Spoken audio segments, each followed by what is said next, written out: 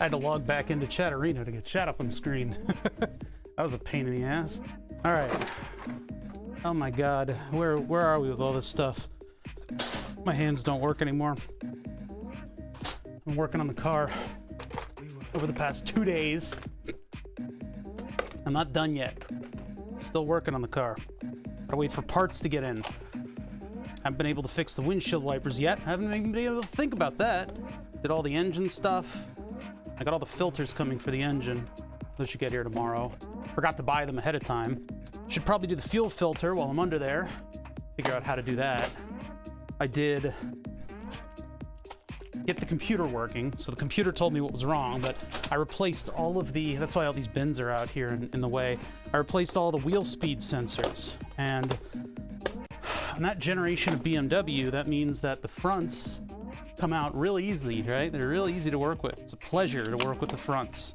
The rears, on the other hand, are welded in place through years of moisture exposure, which is always a good time. Oh, I have this one. This one's been fully decapped, but it's just all together. Weird. Okay, oh, another one to worry about.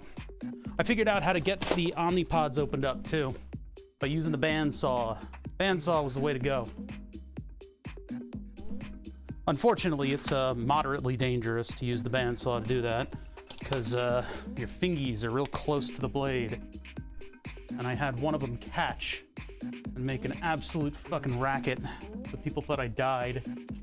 But it worked. I just need to figure out how to make a jig to have me not kill myself when I do it next.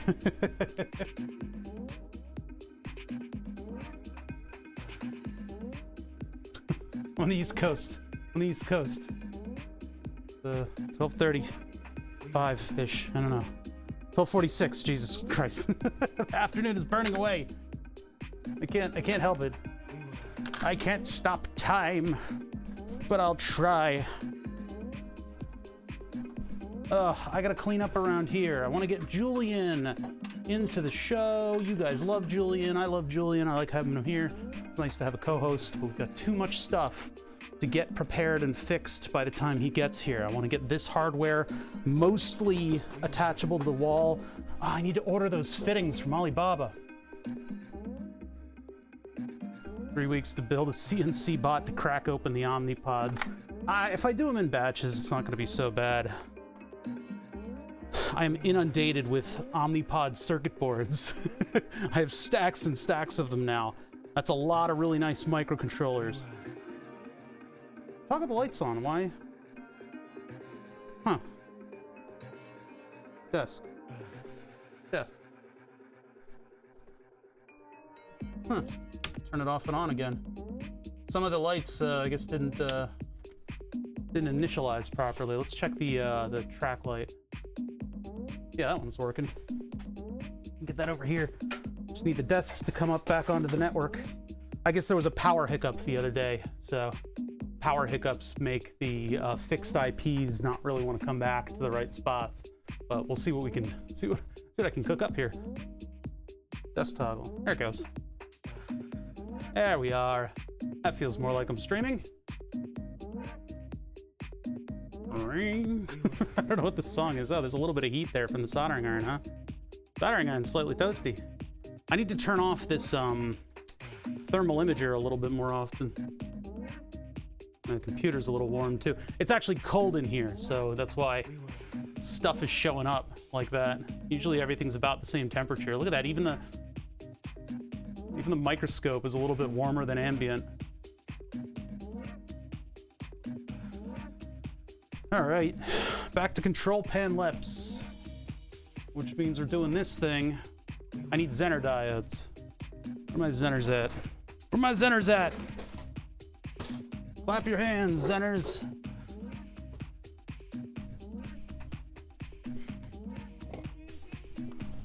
Zener diodes, clap your hands. Okay, let's see. There.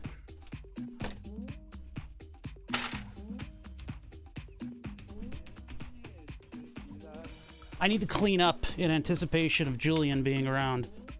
And it's tough because I'm trying to like go through bins and get rid of excess and sort of get a little bit more organized, but there's so much to go through. Poopy in the pants. I am booped. How are we doing? Glucose level? Could be better. Could be better. So yeah, in the future, what I'd really like to do, and since we're just sitting and hanging out and talking shop, wait, why is that warm? Oh, that's my Stream Deck. That's all right. That thing has a little fluorescent bulb in it. Or probably LEDs. These Omnipod circuit boards. I have a couple. In fact, I have a massive pile of them.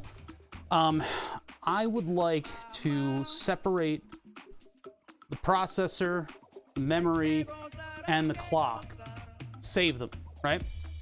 I would like to be able to reprogram one of these things fully, so we'll have to deadbug one of them, make a little dev board out of it, and see if we can't get new software running on it. And that way I can do like a dev board out of these. I can make a circuit board and I can transfer the absolute massive amount of these things that I have into functional things.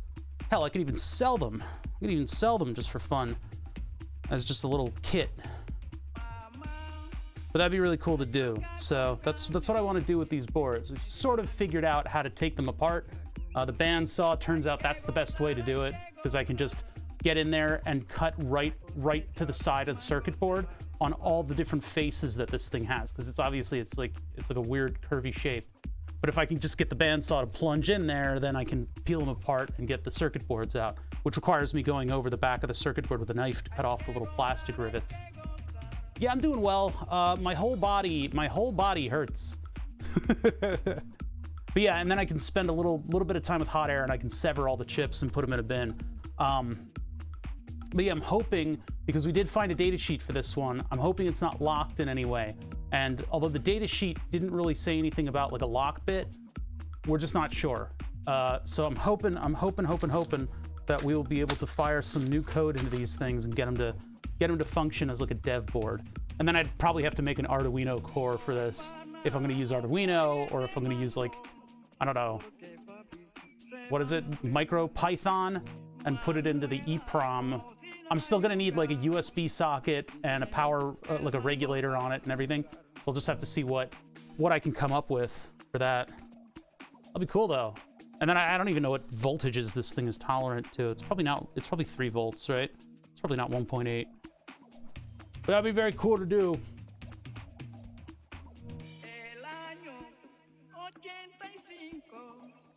This is lyrics. Too many lyrics. Skip it. Skip the lyrics. Eh. There we go. All right. Bop, bop, bop, bop. What the hell? Oh, this is to a camera mount. That's garbage.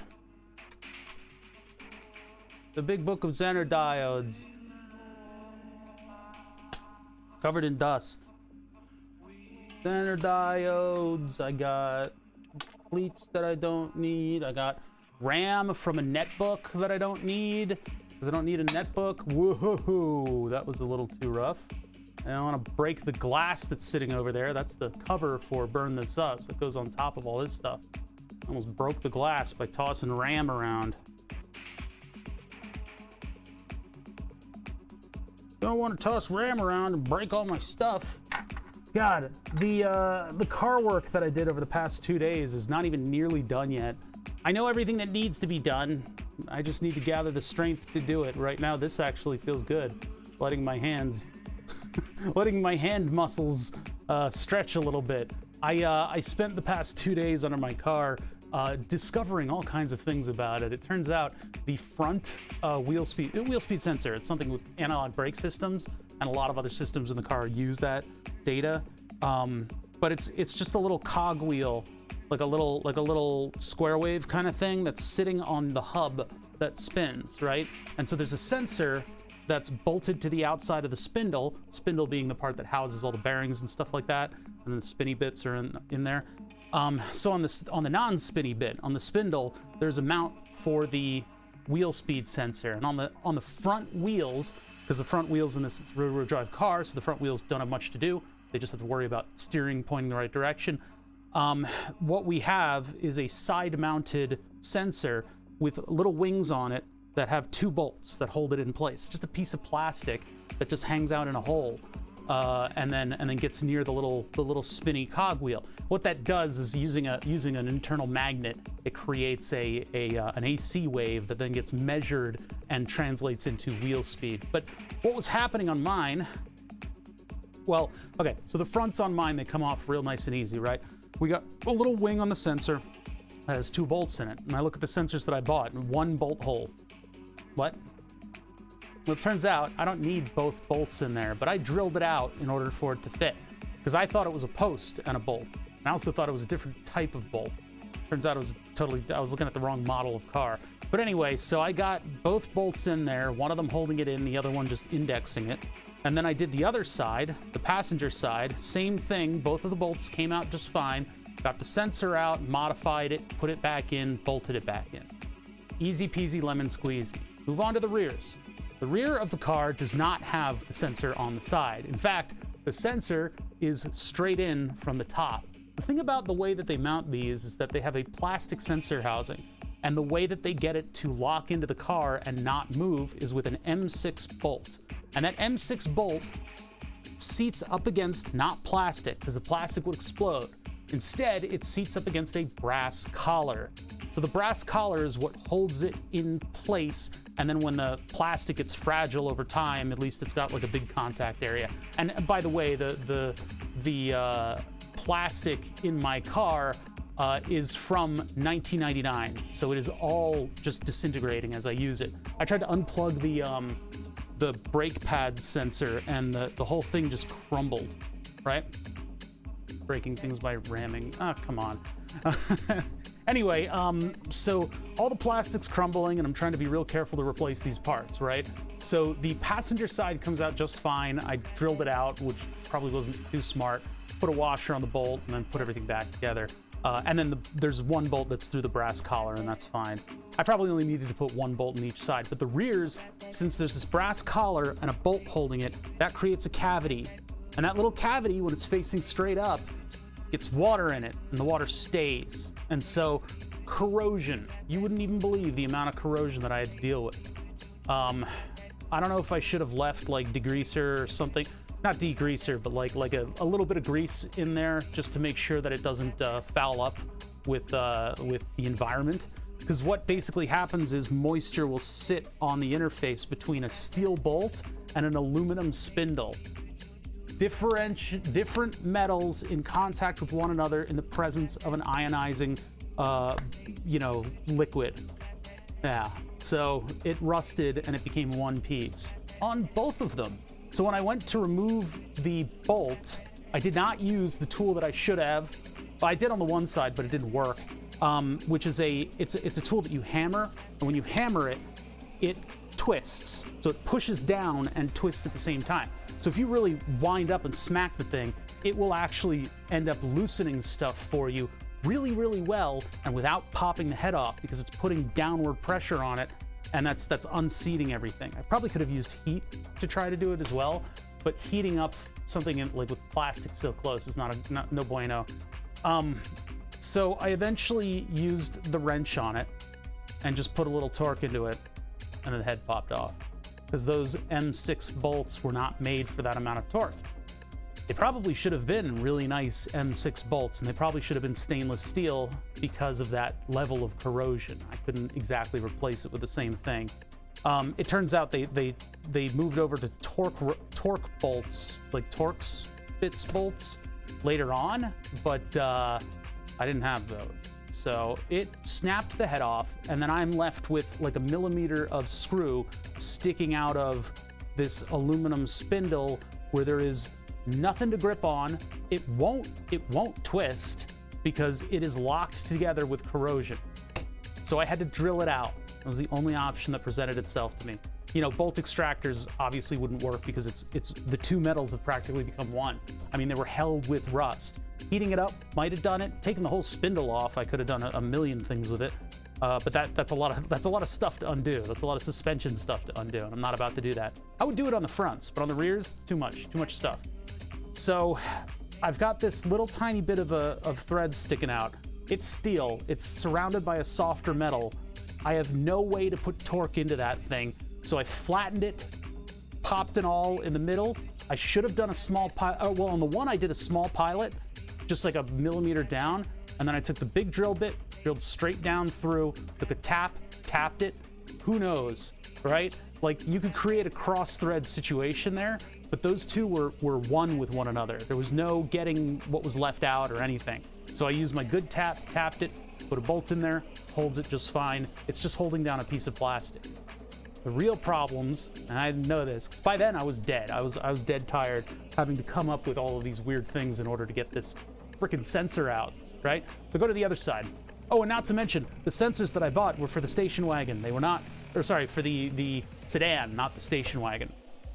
So significantly less amount of wire, so I had to get clever with zip ties. It works in the end, but not ideal. I would have liked to put the same part back in. It'll be okay though, I think it'll work. I don't think the wire is going to get itself free and get into the wheel and destroy itself. Because that's why the brake sensors were going off too. So many warning lights on my car. Anyway, go to the other side, same exact thing. And this time I tried to use the impact thing, but I'm in the wheel well. I only have so much room. You know, I can't really haul off and smack the thing with a hammer and get a nice amount of torque to undo it. So I'm sitting there thwapping it for like an hour. Nothing's happening. Car's ready for Christmas. It's not yet. I gotta wait for parts to come in, and I'm gonna read your comment in a minute, Pseudo. But so I'm on the other side of the car. I'm on the passenger side in the rear. I got the car up, jack stand under something, and I'm hammering it away, and nothing is happening. And then I finally was just like, all right. So I took the socket wrench and I popped off the head. I had no choice. Now what I could have done is actually done the computer stuff that day, and the computer would have told me which wheel speed sensors were bad. But I actually know. I know which ones were bad now, and I'll tell you why in a minute. This is why I'm like dead tired today. I can't, like, my legs are, if I don't move my legs for a certain amount of time, they're like wood. They just don't move. They don't want to move. I'm that sore. But anyway, so I'm doing the same thing on the other side, right?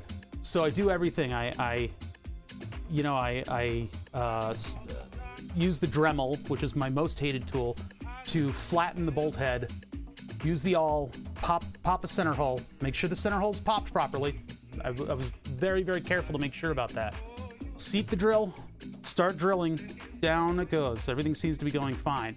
I sat back a little bit so I couldn't see what I was doing, and I was drilling downwards, just very carefully.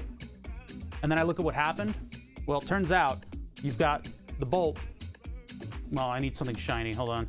I need something a little bit easier to see. I can't find anything. I need a visual example of what happened. This is smaller than M6. All right, let's say you got the bolt here. Here's the bolt, and that's surrounded by aluminum. You got the drill bit coming down like this. Well, the drill bit doesn't really want to go through the harder steel of the bolt. It would rather go through the soft aluminum. So what happened is, as it was coming down, it went yoink, and it slid to the side. And so I had this sort of oblong, like oval. It was really kind of like two circles, and then a diagonal of hard metal. And nothing was moving, by the way. It's not like I could back this out at all. It was completely and utterly sealed. So what I ended up doing after using the Dremel to grind it a bunch and try to make a flat surface, that didn't really work out. So what I decided was, all right, there's a little tiny bit of wiggle room in this thing, and I might just get away with this. So I drilled straight down on the hole that slid to the side. So basically the old bolt is still there, but there's a circle in the side, like a half moon that's been machined out of it. And then I threaded that. So the old bolt is now just part of the substrate. It's just part of the platen. Tapped it, prayed to an elder god, put the sensor in, put the bolt on top of it. And then I told St. Wiggly about it, and he said, nobody will know. But there's 24 people here right now listening to me ramble about this, so I think he was wrong. But thank you for the 48 months of Prime. I appreciate that. Yeah, so it turns out the sensor fits, and the entire next day, you did that to yourself. No, you made me do this. The entire next day, I spent updating Windows and then getting the scanning software working on the computer. What the scanning software let me do is view the data coming out of the wheel speed sensors, and they all worked except for one. So the one wheel speed sensor didn't work, and that was the driver's side front, not the driver's side rear, the one that I did all the doctoring on. So both of the rear sensors work. I'm happy about that. I've had nothing but wheel speed sensor problems with cars over the past 4 years. It's absolutely fucking weird. Anyway, the hull was a little closer and a little bit to the left, so I thought it wasn't gonna work, but there's enough wiggle room in that brass collar that I was able to press down the sensor with it.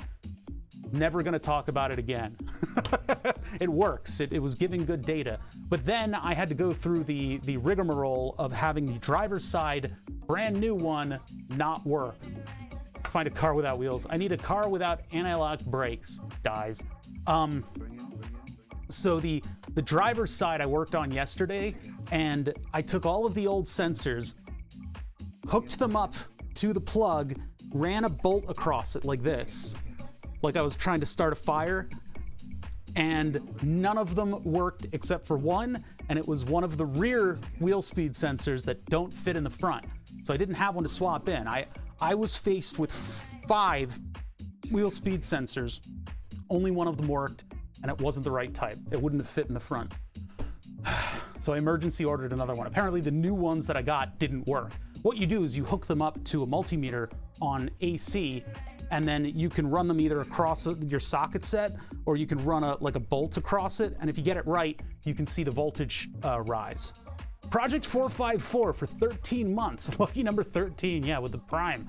Thank you for that, Prime. As well as Tim19862. Thanks once again, Twisted Sister, for the insanely long sub gift. That's right, month number 5 of 6 of the gifts. Hell yeah, Tim. Is it common for them to die? Not really, but yet I had 3 dead ones out of 4. I don't get that. All of the plastic on the car, by the way, is disintegrating, so I have to be like super careful when I plug and unplug stuff. The brake pad sensor, I ended up just putting a loop of wire in because I broke most of the housing. I think I need to like buy new housings and get the pins out and put them into new housing. It's like maddening, the kind of like weird little stuff that's going wrong. There's like a little door that they're stored in. Took them out of there, and there's a little pin you press down, and that breaks off immediately, and then you pull out the connector, but I was pulling out pieces of plastic. That's how fragile the 1999 plastic is on these connectors. You can buy new housing, so I'm gonna have to look into that sometime.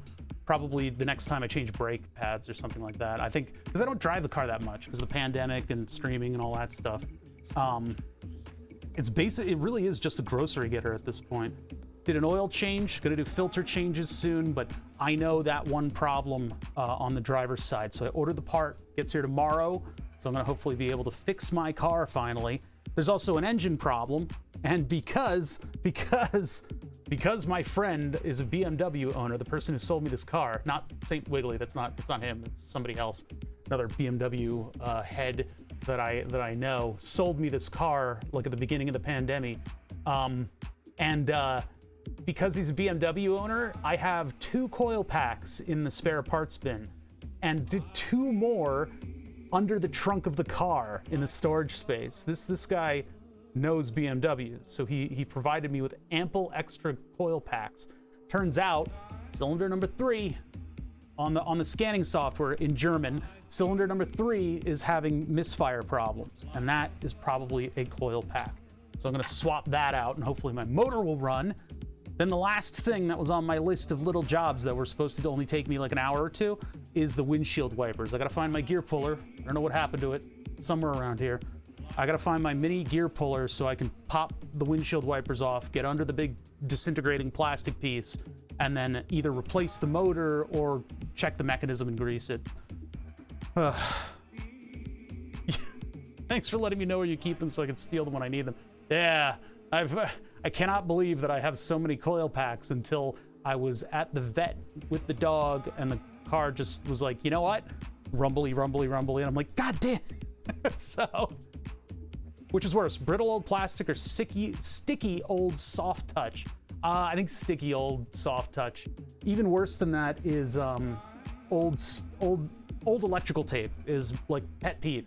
I hate electrical tape. I think it's some of the worst material mankind has ever created. It's good for stretching around, like if you stretch it and stick it to itself for something, for like a temporary thing, or if you're trying to seal a plug from the environment for like a day, you can wrap it and get it off. But if the temperature goes anywhere above, I think it's like 80s or 90 degree Fahrenheit, then the sticky stuff becomes soup, and it's awful.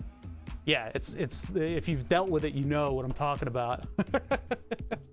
Oh my God. But anyway, yeah, I've been rolling around under the car all week. And it also turns out that my AC auxiliary fan is going too. I think I need to get into some of the other car systems and figure out what's going on, but the scanning tool is very useful. Oh my God, 100 bits, a whole $1 for the scam train. Oh no, I didn't switch off of Streamlabs yet. I need to do that. Twisted Sister was like, I'll legit give you $500 if you do that. Now, I don't want the $500. I think that's kind of embarrassing, but I do want to switch off of Streamlabs.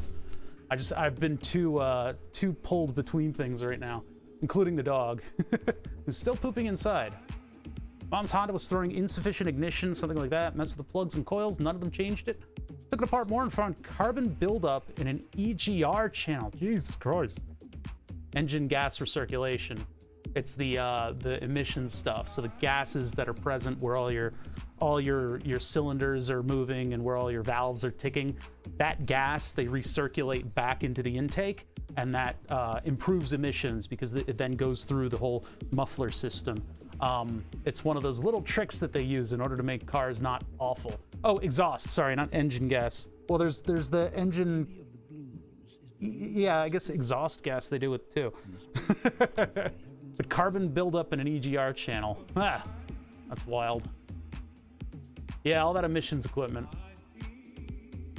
If Topless Gun adds emissions equipment to my summer car, I think I'm deleting it forever because I just don't want that. I don't want that chore. But the fact that I think of it as a chore makes it a front runner for the type of shit that he's going to include in the game. Topless Gun makes my summer car. He is the sole programmer, and he is working on my winter car now, which is going to be fun, except that you have to keep yourself warm. I think you have a kid. So you have to keep a kid alive and keep yourself warm. I wonder if you could just, like, I don't know, the kid dies like really early in the game, if you could just continue on with that, you know? It's not just what you would think the error check to tell you, know something that's not right. Yeah, that's the thing, is like the sensors can only tell you what they sense. And for the cylinder 3 going bad, it could be a combination of things. I am banking on it being a coil pack because it's a BMW. It's a BMW of that era. Coil packs are just... And by the way, the same friend has been saved because he's had his car, like right when he was going to go sell it, his more modern BMW, he's going to go sell it, and then the coil pack goes bad that day, and so he's lucky he had another one to just swap it and keep going. I'm gonna go get water though, because I've been rambling to you guys about car shit, and it makes my throat dry. Setup. ERB. Oh no, that's not setup. Overlays. That's not it. No, that's not. No, you guys weren't supposed to see that. No, what is that? Where did you get that video? Okay, where's BRB? I'll be right back. Hopefully it didn't give you bad old ones.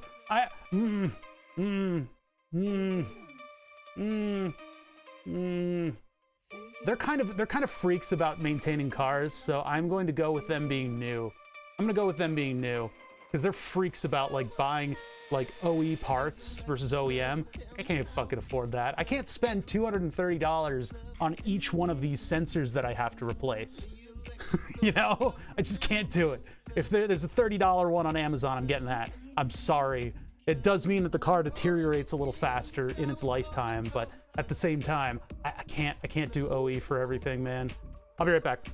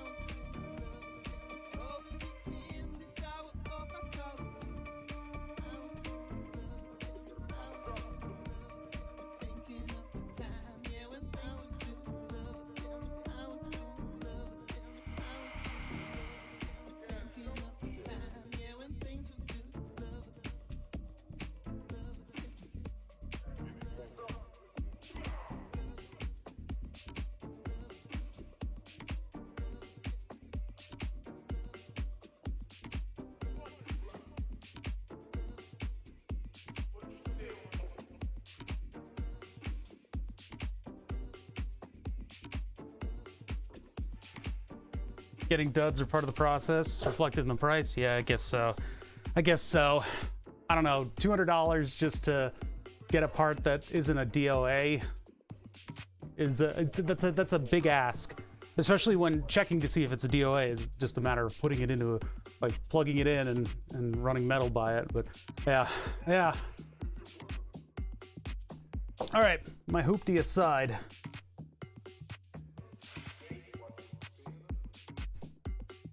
Oh, was that not on? I guess it was not on. No, wait.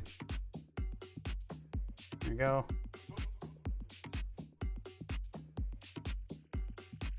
Cool, cool, cool. All right. How's it going? Your music volume going down until it stopped. Pause. Hi. How's everybody doing today? Boost goal reached. 100% complete. Promoted 800 times this minute. What does that even mean? I don't get these new like things that they're doing where they like we don't just have a hype train. It's like a boost train and like boosts the stream or something. I don't know. As long as Twitch is doing something about discoverability, I guess it's okay, but it's it all seems very silly.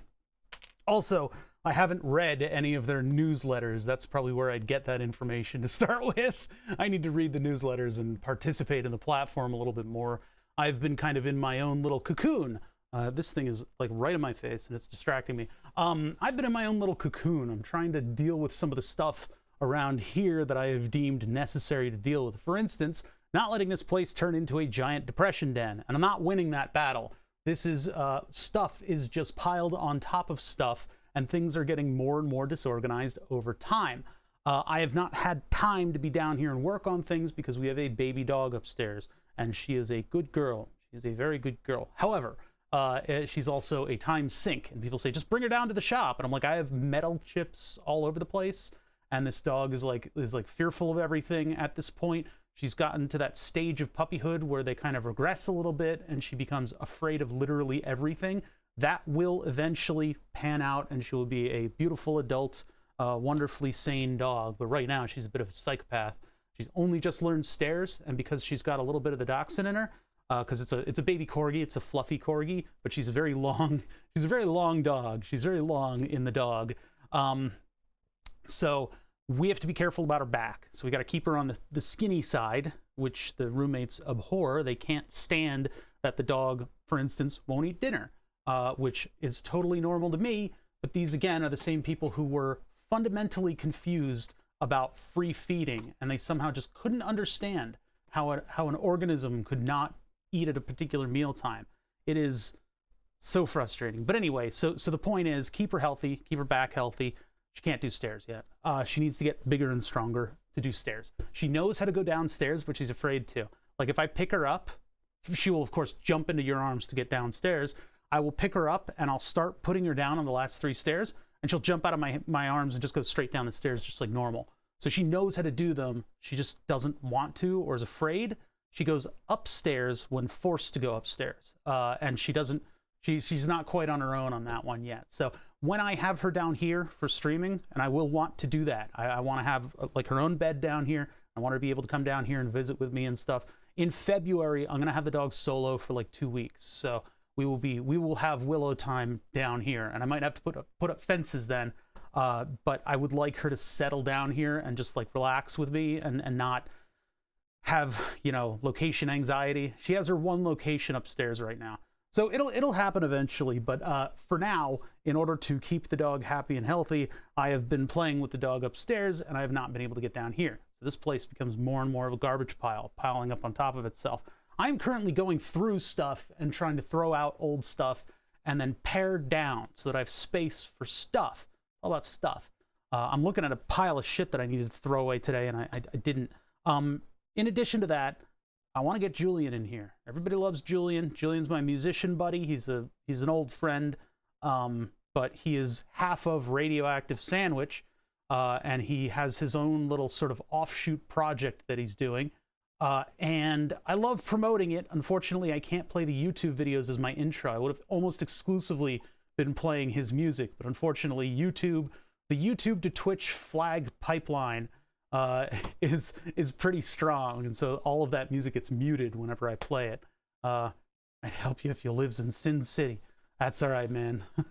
This is a personal thing going through all of my stuff, you know. Throwing out old shit to have room for new shit or new old shit. How about that? Huh? New old shit. Yeah. Anyway, that's what I'm working on. That's sort of my struggle right now. And I've been getting progress done on that. Some of the things that I want to prioritize, of course, are getting this control panel up on Burn the Subs, and then also getting the stream PC into a rack mount enclosure. Now, I guess I could go buy a rack mount enclosure, but we have progress on the previous one that I need to make a front face for. So we need to jump into Fusion 360. We need to design some of the solids for that. And I've just had kind of like a mental block about it. Now that we have that like bubble plugin for Fusion, I'm having some think. I'm having the bad idea fairy has visited me, and I've started listening to it, which is always a problem. But what we can do is we can use that bubble thing to make like a front grating for the computer, and it'll look totally weird and stupid. And then I can fill it with water, and I can put my 1080 FTW in the stream computer. So this has a 970, GTX 970, which is a beautiful card. It's doing a wonderful job. It's barely even used by the stuff over there that's creating. I'm doing this, creating the stuff that's creating the video to send out to you guys. I don't really do like 3D games on this computer. I do it on the other computer. So the graphics card isn't really necessary, but the 1080 FTW is a really good card. And I guess it would be fun to have it be water cooled and over there in the rack mount on top of all of the other vital electronics that power this entire shop and the file server. We got to make sure that thing won't leak. Anyway, actually, will there be enough radiator? There's going to be one radiator with a 120 millimeter fan, which is enough for the processor. A little worried about that. A little worried about the graphics card on that. I guess the graphics card and mostly idle will be okay with it, but yeah. I did a good title today, damn it. Bets on how long before the chip emotes become the willow emotes. I'm so angry that my emote style was very close to Fry's Electronics mascot. I did not know that. It's this horrible uncanny valley. Here, hold on. Fry's Electronics mascot. I don't know if a lot of people know this, but God, I hate it. I hate it. Charlie the Chip. Ugh. Oh my God. I can't believe how close that is to my emotes. Nobody's called it out, so nobody's really. What am I looking at? Oh, it's somebody's flicker. Get out of here. Fucking no, get it. Get. They did a 3D rendered commercial, and it's the stuff of fucking nightmares. Yours is better and Fry's is gone. Yeah, I've improved it. I mean, it's not like I have the little legs going backwards. Look at this thing. Oh my God, it's hideous. What the fuck? Hey, 229 for a 1.1 gigahertz multimedia PC.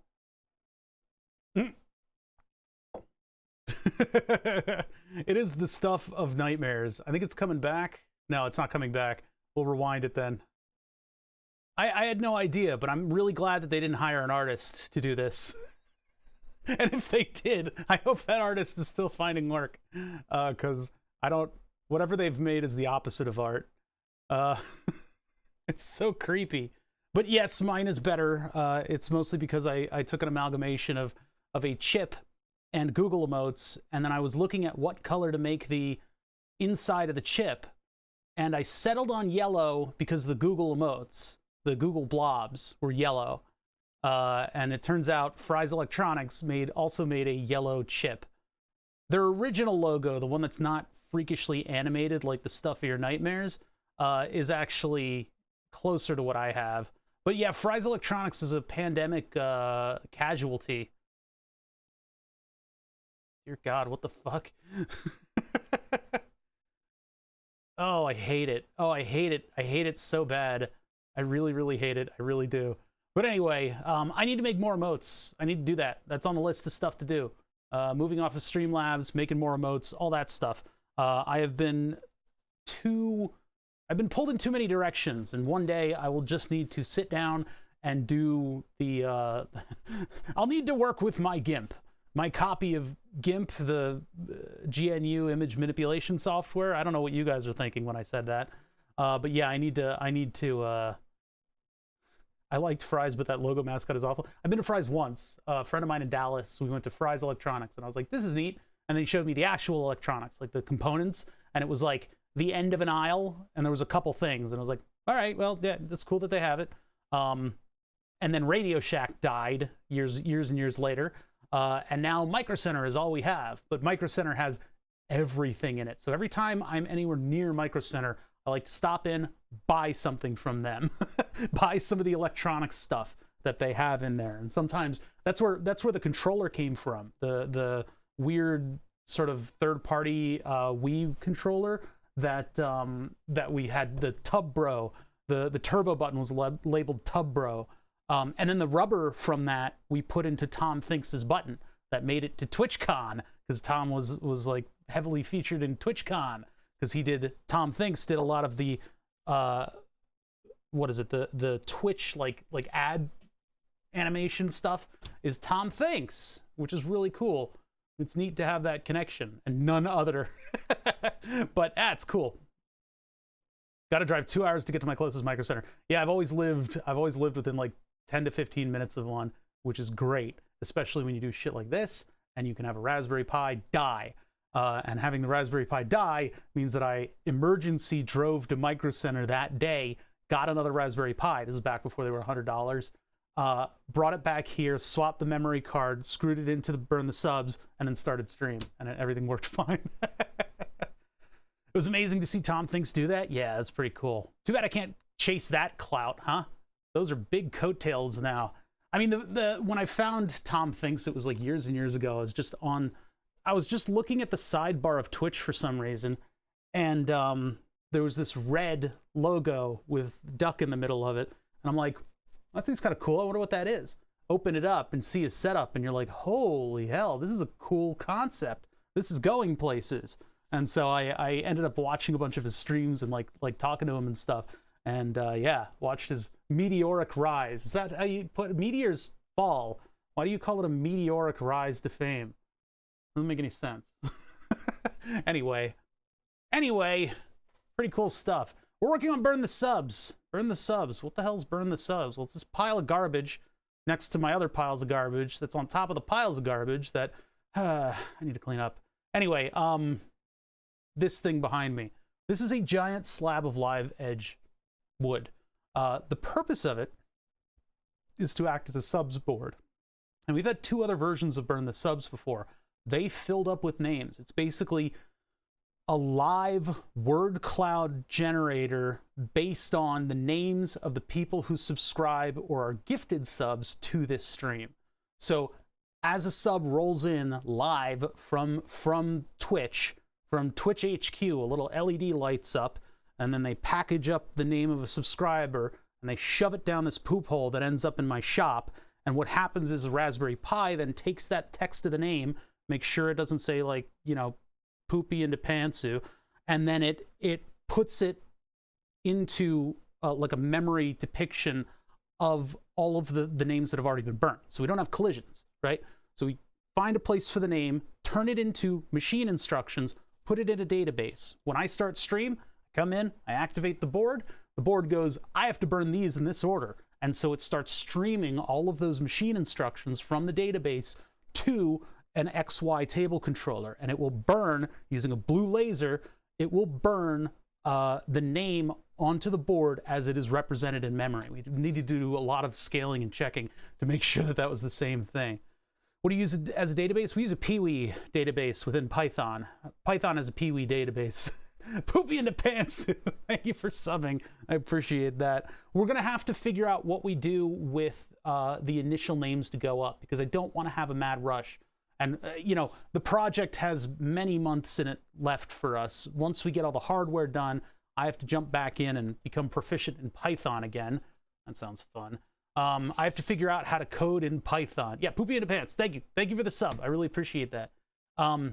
Once we figure it out, the scheme that I want for this board is to have the smallest bubble letter be the people who sub, and then the people who the gifted subs will go in a matching size of Hershey squirt font. I mean Hershey font. Hershey stop. It's a machine font. It's just one line. And it might be a little smaller too. I'm not sure. But in order to not make a mad rush for names, I think I'm going to take a certain pool of the people who were subbed, like basically take everyone who was subbed for the past, what, like 6 months, and then put that up on the board initially. Because we'll need it. We'll need test sets, and I'll need to put up another masking on this thing so that we can make sure that our software works before I finally release it, you know, and have everything function the way it should. But that's the idea. So what we're doing is bit by bit, we're making our way towards having a fully functional board. And what we're working on right now, I should start up Fusion 360. I need to start up Fusion 360. Get ready for this. Possibly part of putting the other graphics card in this computer. No, it's not going to help. That's not going to help.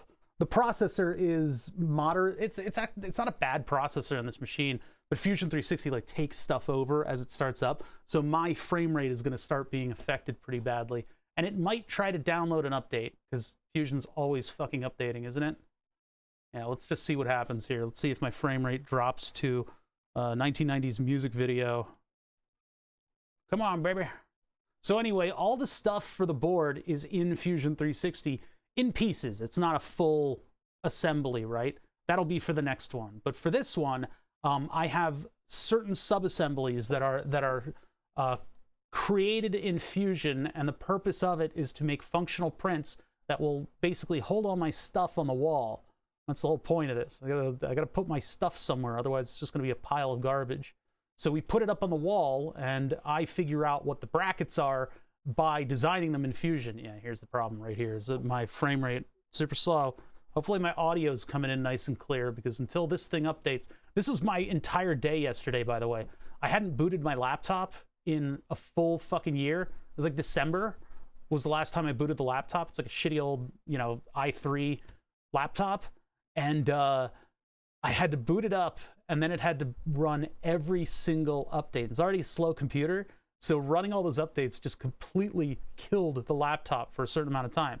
Then when that was done, I had to transfer gigabytes of car software. I did like an eBay thing for getting all the programming tools. All the programming tools for sort of the E46 and earlier generation of BMWs, they're all free. You can find them. But I wasn't able to find any active links because everybody did all that stuff long ago. It's all like dead photo bucket, posts and stuff. So I ended up just paying $15 for like time on somebody's FTP server to get all that stuff in. So now I have all the parts catalogs, which you don't really need because there's a website called The Real OEM. I have all of the maintenance guides on how to do all the stuff. I haven't looked at that yet. And I have all the different types of scanning and coding software, so I can brick my car very easily. The problem is, most of this stuff is designed to run in Windows 7, and this is a Windows 10 machine. So I might be able to make it dual boot, but having just the scanning software, which is what I have right now, that's the only part that I got working at the moment, that all works in Windows 7, so I'm lucky in that regard. But if I really want to get into hardcore coding, I'm going to have a little trouble. I might need to dual boot the machine. So far, so good, though. But all my friends have warned me about it. Turn off all the internet, turn off all the external stuff, and blah, blah, blah, blah, blah. I run it in compatible mode, and it seems okay with it. The OBD connection is just like an FTDI. It's just a TXRX adapter. So,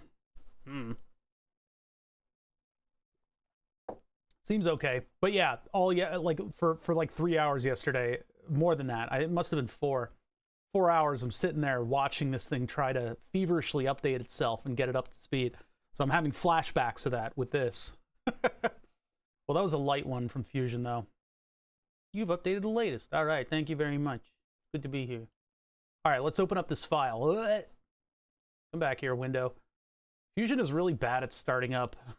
Oh, and Fusion always assumes that your computer screen is a certain width.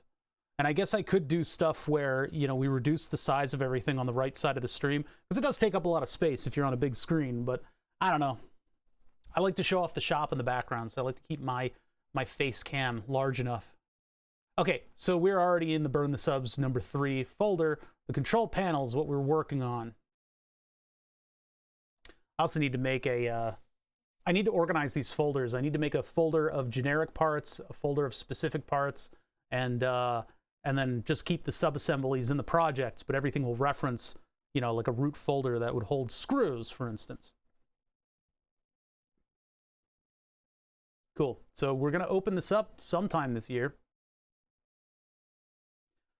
Good old Fusion 360. The way this thing puts together parts is through steps. It does basically a little algorithm for all the stuff that you've done. And so to keep that algorithm happy, the way that I organize project is I have a big lump of all of these solids coming into the project. So when you insert things like, you know, that are out of your control, like the control box outline panel, you put it in the initial step and you position it right after that. So this is where all of those things get locked into position. And if I were to move something, I would go back into this step, move it, and then lock it, complete this step. So by altering this step, that means that if I project stuff onto my drawings, it will move with the object and hopefully not break everything when I start moving stuff around and sort of changing positions. Like for instance, to get a little bit more height out of this guy, I move it, I go back to this step and I move it up, and then the height of this bracket that I designed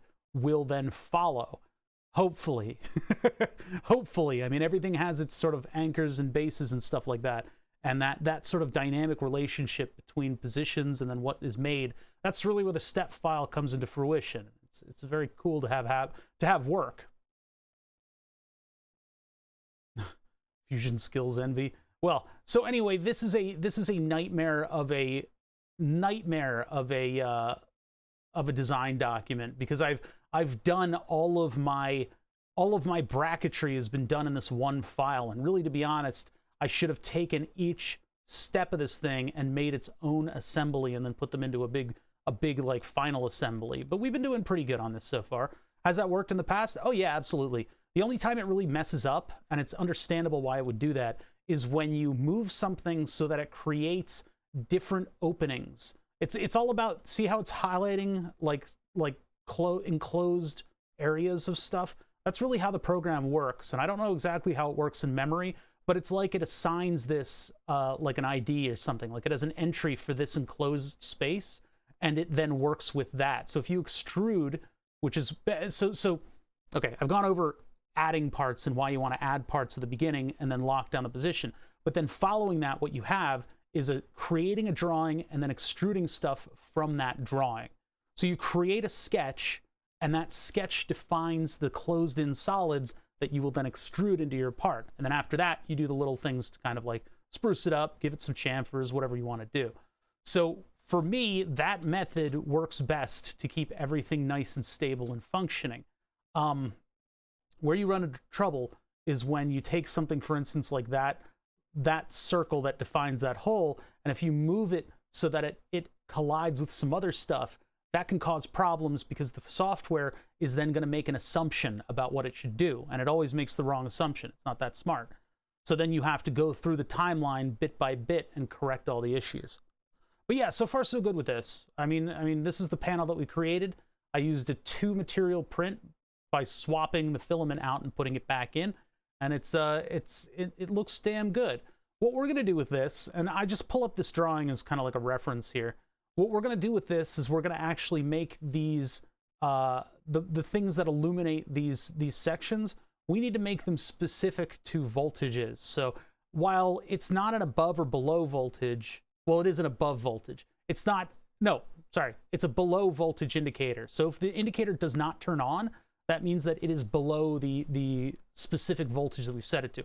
I don't have room to put comparators in there. If I did, we could have had it trigger with a reference so that if it's above or below, it'll make a weird thing. But for mine, it'll just be if the voltage is lower. So if we're taxing the power supply unit a little bit too hard, then the light will turn off. But if it's above 5.1 volts, while dangerous, we won't be able to have any kind of an indicator for that. Can't negate that. Usually Fusion likes to make the wrong decisions. Yeah, that's just what it does. I gotta do that so I can see all of chat.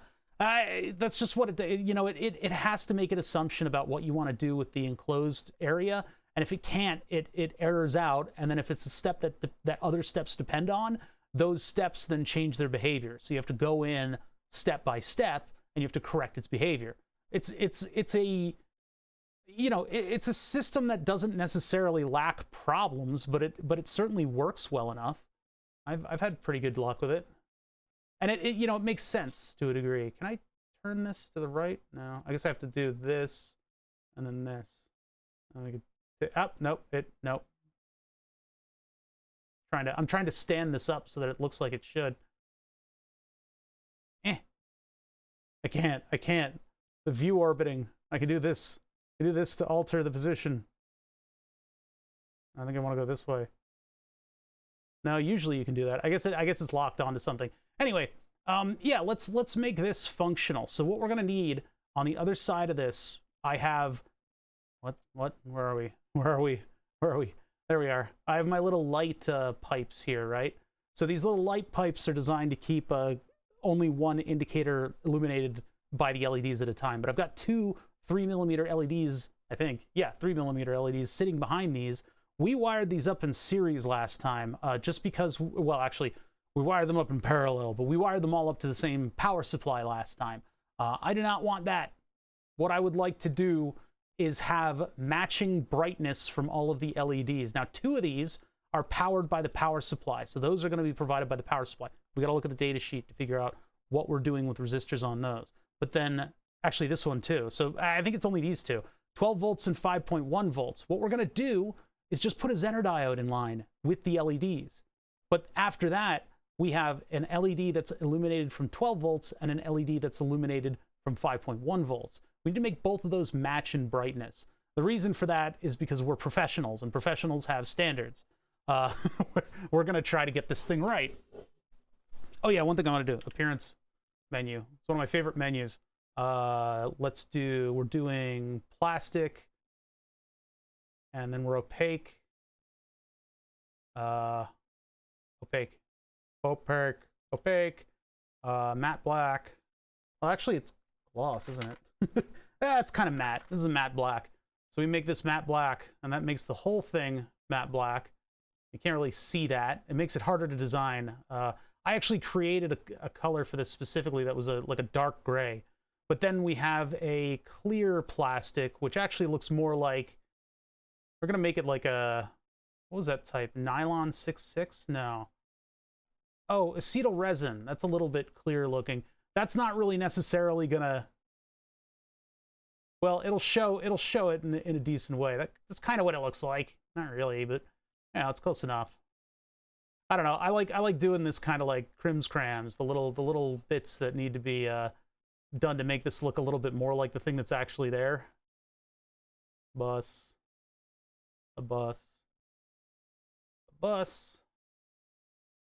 and then the sus light. Dude, I can do it on the other side too.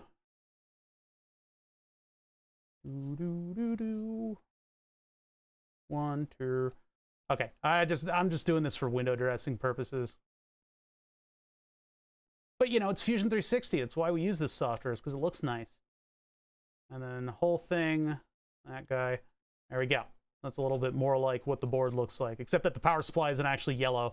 I wonder when we'll get brain interface for the programs. I worked on something that was kind of cool. It was kind of close to a brain scanner. Well, it was a brain scanner. What it did is it had LEDs on it that were near infrared. And the cool thing about the way your brain works is that it uses about the same amount of blood all the time, but it doesn't always do the same amount of work. And it's hard to determine when it's working on specific things because you can't exactly establish a baseline. The brain's always doing stuff. But when you meditate, for instance, brain activity can go down significantly, and it still uses the same amount of blood, or the same amount of blood still flows through it.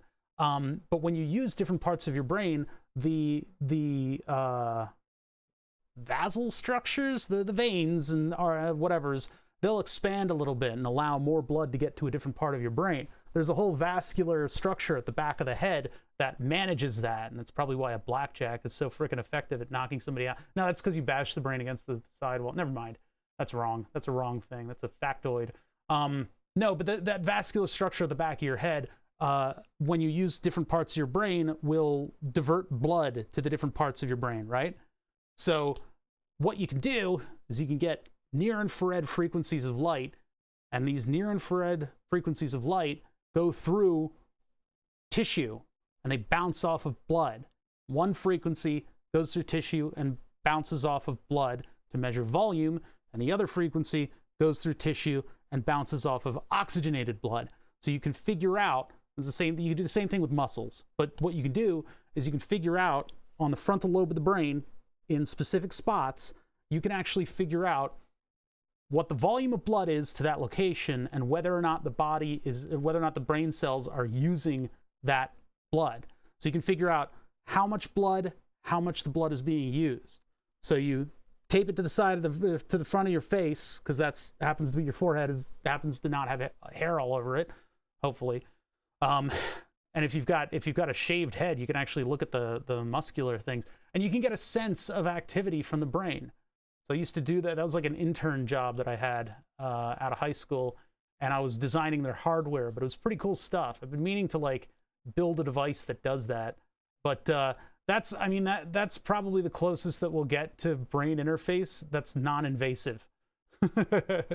Non-invasive. And I know there are other ones that measure. So like that thing can measure when you're concentrating on something. And I think it was Drexel University created a game where you had psychic powers. And so you'd actually have to concentrate on using the psychic powers to activate them. So you go, I want to use my ability to like float stuff. I'm going to aim at that sewer grating. And then you have to be like, and then it'll actually pick it up when your brain shows that it's concentrating on something. Pretty crazy stuff. It was a problem in search of a problem. It was a solution in search of a problem. There we go. Jeez. Yeah, it's pretty cool. I've been meaning to make one for some time, but we'll have to get to that later. Let's install this control. Well, let's figure out the circuit board for this thing.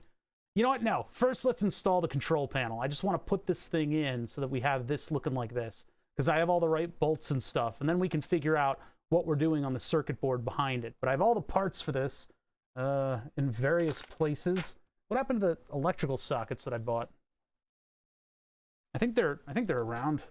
I might have just thrown them. They probably got thrown. Let me find the electrical sockets. I had to buy more. Usually I just get them out of stuff, but I didn't have no stuff. I ain't got no stuff to get them out of. It's been a whirlwind of projecting since we last left, because I've been working on my car, and so the car required quite a bit of stuff for me to pull out of cabinets and things. And then I also got all of the circuit boards out of the Omnipods, and that's for a future thing as well. I want to figure out how to use these things. Oh yeah, there was a comment from Pseudomaze that I totally fucking biffed on. Where is that? Where did that go? It's like way up here. Hold on, I gotta scroll way back, don't I? That was from Pseudomaze. Looked a bit more in the MCUs, and sure enough, there's a protection feature called Memory Protection Unit, MPU. Maybe they were kind and didn't lock it completely. Oh man, that's really going to put a damper on things if these are locked. I need a way to check to see if that's locked quickly, because I want to overwrite the entire chip. I don't want it to be completely and utterly impossible. Wearable brain scanner. See, the degree by which you're scanning the brain varies on these things. It's going to autoplay a video and open up a ton of...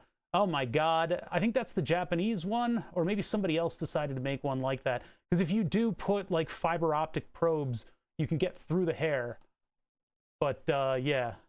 All right, anyway. All right. Yeah, I'm gonna be really sorely disappointed if these things are locked, and there's probably no reason that they wouldn't be locked completely. It just means there's a whole shit ton of trash that I gotta get rid of again. I'm not too excited about. Well, we'll have to see for sure if they are. That means just dead bugging one of them and exploring whether or not I can reprogram it at all. And also figuring out how to check that lock bit, I guess, is something that we need to do. I know, it's a whole lot of trash. There's a recycling program for the Omnipods, but that's only in Massachusetts, and it's only a pilot at this point. Why am I finding bearings on stuff? Why is there a ball bearing on the desk? What did that come from? Because wherever it came from, it's probably important that it exists there. I think this goes in here. I don't know. That's concerning. So I got these connectors in the mail. These are the wrong connector. Well, half of it is. One of them is the right connector. That would be this side over here, the side that I would unplug to detach the water cooling jacket from the laser. The laser is water cooled mostly just for memes. It's just a good way to improve the longevity of your laser and keep it consistent and all that stuff. We didn't need to water cool the laser, but we did. We're still working on that. I need to seal the 3D print. So I need to either go over it with epoxy or lacquer, or melt it with methyl ethyl ketone. Guess which one I'm going to try? I'm going to try first. I mean, I guess I have conformal coating too that I could use. But anyway, yeah, this is great. Perfect. Other part that I bought, this is a very bad. This is a very, very bad. This is not good. This is very bad. What this will do is when plugged in, or sorry, if I unplug this, the entire reservoir will leak out of this. So I need to order the equivalent of this that actually has valve stuff inside of it. I just bought the wrong thing. I'll have to look at the Alibaba auction that I bought it from. So we need to wait even longer on these things. But we can still get the rest of this thing running. We can still get the rest of the thing ready to go. There, let me bring it over here. Oh my God, this thing is heavy. So I looked up the Vicor power supply, and it turns out new, these things are like $1,300. I got this, I think, off of eBay, but holy crap, are they not cheap. It's a 24-volt industrial power supply, and it's raring to go. This thing can produce 6 amps. Looks just like the 360 file. Yeah, isn't that cool? I got the part off of McMaster Car, actually. I had to look it up very specifically. So, I mean, I could spend like $30 probably to get 2 more of these and be the ones that actually seal. I'll have to look it up. But I got the part, the step file off of McMaster Car. Pretty cool. That's a beefcake. Yeah, this thing is a hell of a power supply. I don't really think it's going to be properly utilized in Burn the Subs. I mean, yeah, the laser uses a little bit of current, but not that much. So this is kind of overkill. It was an eBay special. But when we improve Burn the Subs, when I go to Burn the Subs 4, this will be a viable power supply. It'll be very functional and useful. And then if it dies, I got to come up with something else, because I'm not fucking, shoveling $1,300 out of my pocket in order to get another one of these just to have 24 volts. Yeah, fucking right. Yeah, fucking right. But these flat packs are really good. The flat pack is also the power supply components that I use for my PC power supply that I'm still working on. I did a little bit of rendering work on it. That's for my gaming PC. We're making it look a little bit like an engine, a little bit like a motor, because it'll have the two banks of radiators that'll look like cylinder heads, and then I'll have the reservoir sitting in the middle. That'll look a little bit like a carburetor. A little bit. I just want to be reminiscent of these things, you know? All right. My stomach just made a noise. That was a weird one. This thing is heavy, too. It's a really heavy power supply.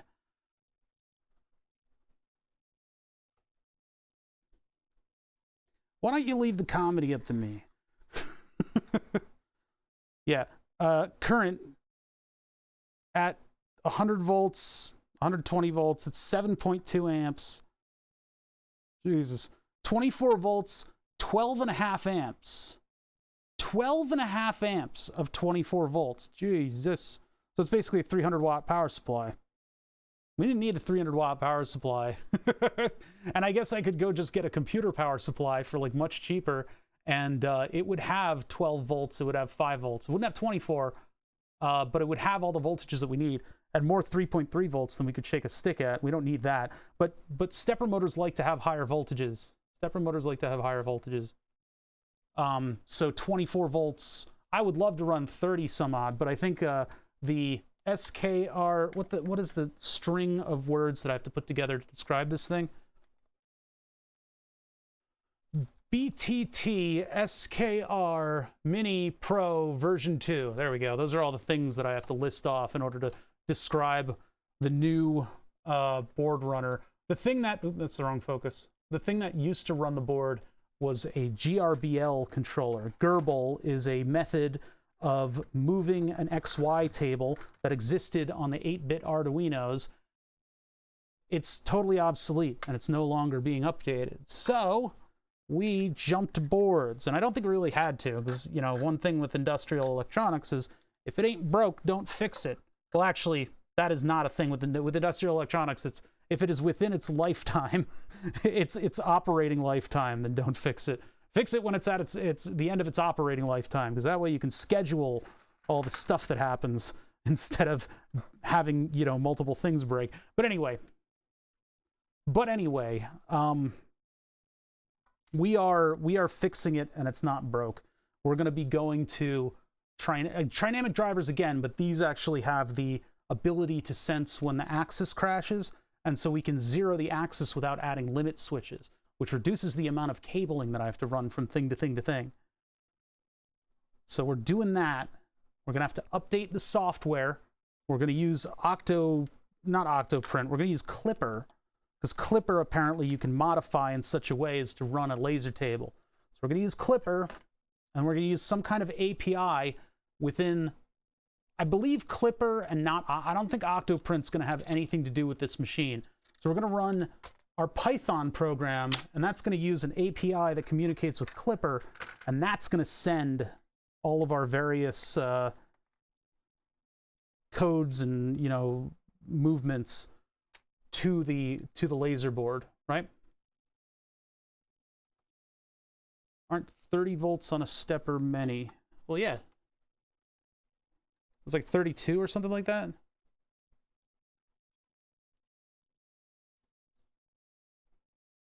Power dissipation when holding position to be too much. I don't know. I don't know what you're talking about, man. Why don't you leave the thinking to me, chat? Don't worry yourselves. Don't worry yourselves. So we're gonna put this together, even though these are the wrong parts. We'll just put it together right now, just to have like all the stuff there. I don't know if I'm gonna fill it with water. Well, not anytime soon. We're gonna step through this hardware and try to just get this stuff done. Oh yeah, the other mistake is that I need these to be more narrow, but I think maybe the part was the wrong part or something like that. These should not be able to spin, but I really don't want to do this 2-layer print again. I really don't want to do that. 2 material print, I should say.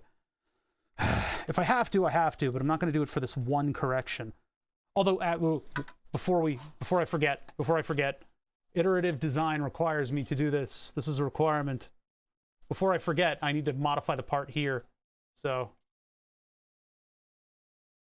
yeah, let me get the calipers and figure out what the deviation is between what we created and what I printed, and then correct it so that it is a still slip fit, but it's not a loose fit. It's funny, I think these are the ones that cut off, the ones that I looked up in McMaster. So I don't know if they have a larger diameter. Probably not, but let's unview these parts. Say you love me again. No, yes. Bop. Okay. D holes. So inspect from here to here. Thanks, that really helps. That was a very helpful measurement. Thank you. God damn it. No, what is this? Get this out of here. Escape. Inspect. What if I do from here to here?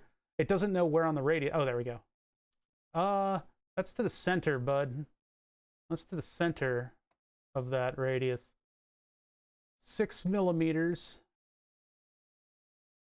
So that's 6. And then the radius, oh, I could have looked at the stats. 6.85 plus 6.088. Okay, hold on. Calculator. I'm not above using the calculator. Hold on. 6.85 plus 6.088, and that's 12.938. What a number. So 12.938, and that dimension measured by much more easily by calipers. Let's get it flat on there. Dude, it's 11.8. So we're like a full millimeter out of spec. So let's take a look at that drawing. Now I could use the press pull function to alter that, but instead I want it to algorithmically figure this out. So what I can do is I can look for the sketch that defines those openings. I could probably just click on it to find it, but That would be this one. And this was 0.5 millimeter that way, 0.5 millimeter outset, and it's like a full millimeter off. So it seems like we didn't even need this offset here. But I can't, if I delete that, it's going to blow up the drawing. But I guess what I'm going to do, I guess I am going to do that because we don't need an offset. Because if this is 0.5 millimeter down, 0.5 millimeter up, and we're off by about 1. That's not even, well, is it about 1? It's like 11.7, 11.9-ish, and 12.9-ish. Yeah, we're off by 1. So if I reduce that by 1 millimeter, bada bing. Now this is going to break some stuff. This is what I was talking about earlier about doing this in a specific order, or having a specific order to your design files so that when you give it a curveball, it makes bad decisions and you can go back through. A short explanation of what you're working on. It's pretty clear. Laser powered subs board, working on the control panel and status lights. I'm instead of having like a normal subs board, I have a, let's see, hold on. I have a big sheet of wood sitting on my wall. And that big sheet of wood on my wall allows me to burn the names of subscribers in the real world, in meat space. There we go. Nope, nope, nope, and nope. Bada bing. Oh yeah, and there's still another step because I thickened it up like a bowl of oatmeal. So this one, and then we do nope, nope, nope, and nope. Okay. Thick as a bowl of oatmeal. Hot dang. All right, cool. So those are the new holes. I'll save this, and if I print this again, I will I was thinking audio equipment. It's like, oh boy. It would have been funnier if you had said Subway sandwiches, because that was the oh so funny joke a chat member came up with earlier. And I made fun of that. And then if you came in and made the same assumption, it would have kind of like rounded it out in a nice little comedic bow. All right, anyway, cool. Now I have those holes defined. So if I reprint this part, if I need to reprint the part, I can do that. And we'll have that in the right spot. For now, it's not a showstopper, so I'm just going to keep this the way it is. And then we'll go back to here, and I will continue assembling this thing. I don't know. I don't want to pay like $26 a fitting on McMaster, you know? Keep moving. Keep doing this. This is not screwing in properly. Hold on. It's so much nicer to like build new stuff than to work on an old car. It's like everything kind of goes together, you know? Everything kind of fits in place. Oh, that's weird. There's a little catch mechanism on this. Huh. A neat little mechanism. These are $6 a part from Alibaba. It took a little bit for it to get here, but you know, it made it in a decently timely manner. So I think I might order from Alibaba again and get the ones that actually cut off the flow of water so that this thing doesn't drain the entire water system. But yeah, they'll be pretty good on the control panel. We'll have to see how sturdy they are. I'll plug it in and out a couple times when we get it up here. So we're going to get that there. I'm going to get this connector, and this will live on the inside. Life on the inside. And I've already made modifications to the opening for this so that it fits a little bit more snug, as opposed to the other one that assumed, because these DB connectors, they have a different dimension on the inside than they do on the outside. This is a lot more narrow than this. And you need to, if you're putting it through a thick panel, you need to give room for the metal on the other end of the plug, because that metal will slide in all the way like that. And so you need to clearance the panel for that. And also, having this thing on the inside means that I don't have it permanently, like, if this is wired into a bunch of stuff, I can unscrew it from the panel, and I don't have to have it going through, or I don't, you know, you guys understand. There's going to be a bit of a wiring harness to this whole thing. It's going to be kind of annoying to come up with, to invent. Now, since this is the supply side, this part has all the voltages in it, and this side is all of the things that are getting powered by the supply side. I will be using the, well, male and female we're not really using anymore, right? No, that was master and slave. I guess we could still use male and female, although some people like to dance around it a little bit. We'll just do male and female, and you guys will just forgive me for any kind of nuance that I'm missing here. But the female side is going to be on the panel side because that's where all the power is. You don't want to be able to have something like, you know, me half drunk with a wayward screwdriver going, ugh, and then have it short out the entire thing. Little important things that I'm sure everybody already knows, but it garners repeating. That is a little bit too narrow. I'm gonna widen that up a little bit. And I could use the repair ream, but I don't think it works this small. It does not work this small, so I need to actually find like a drill bit or a ream that's gonna just open it up a little bit. We size these for if this were on the outside, then these would thread into these and get a good amount of pressure on them so that they would hold the connector on the outside. I decided to put it on the inside. We need to correct that in Fusion 360 again. All these little things. We need to correct the sizing of these. So we go back to the sketch again. Oh yeah, we can view these again. Where'd they go? See, these seem to have like this structure here. Okay, anyway, I thought it was that one. Yeah, it is. So we just make it like 3.2. And then it goes outside a little bit on that.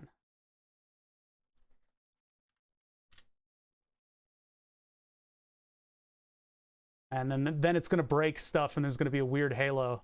Nope. Hey, that actually worked. There's your example of it working the first time. There's your example.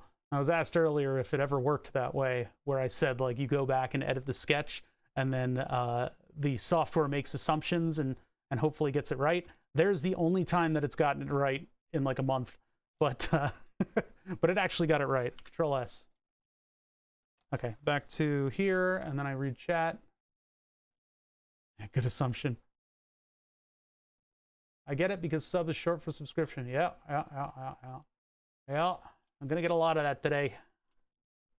Okay. Moving on. Minor corrections aside. Drill bit. I just say drill bit, and then a drill bit appears out of the ether. No, I need to actually go get one. Getting a drill. Oh, that's the burn the subs cam, and it's currently looking at the wall. Where is that? Oh, it's over here. What are you doing? Turn that outwards a little bit. Oh my god. It's like a weird... Okay. Small bit over here. How good am I at visually identifying 3 millimeters? I think we've used this one in the past. Is this correct? God, there's like hardware on the floor. Everything's a mess. I think this is the right one. We'll just use that. It's plastic. I barely need a drill to do this, but I guess I'll go get one. What is that? Pattern on the floor. That's a weird pattern on the floor. Did they spill something? Drill. Check. Battery. Check. What is that? Weird. It's like a weird shaped stain on the floor of something. It's like I killed a guy. All right. Get this thing drilled out.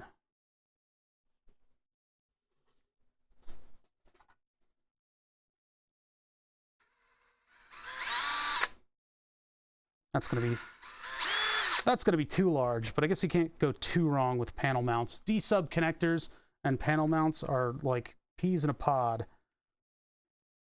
They're great at what they do. Yeah, that's perfect. Okay, cool. So that, and then I don't know if I have room to do. I probably do. Do the little lock washer, and then the bolt. Lock washer's there just to resist. What is it doing, actually? I don't really think it's doing a whole lot in this application, to be honest. I don't know if I need it. Because, like, this thing is gripping, so it's not gripping it. I was just keeping it from initially loosening. Surely it's doing something. It's providing an electrical connection between the two.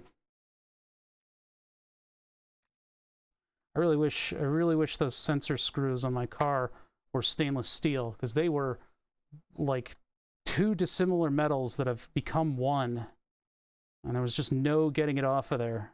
Oh god, this is gonna be a pain in my butt. Please don't be a pain in my butt. Oh my goodness.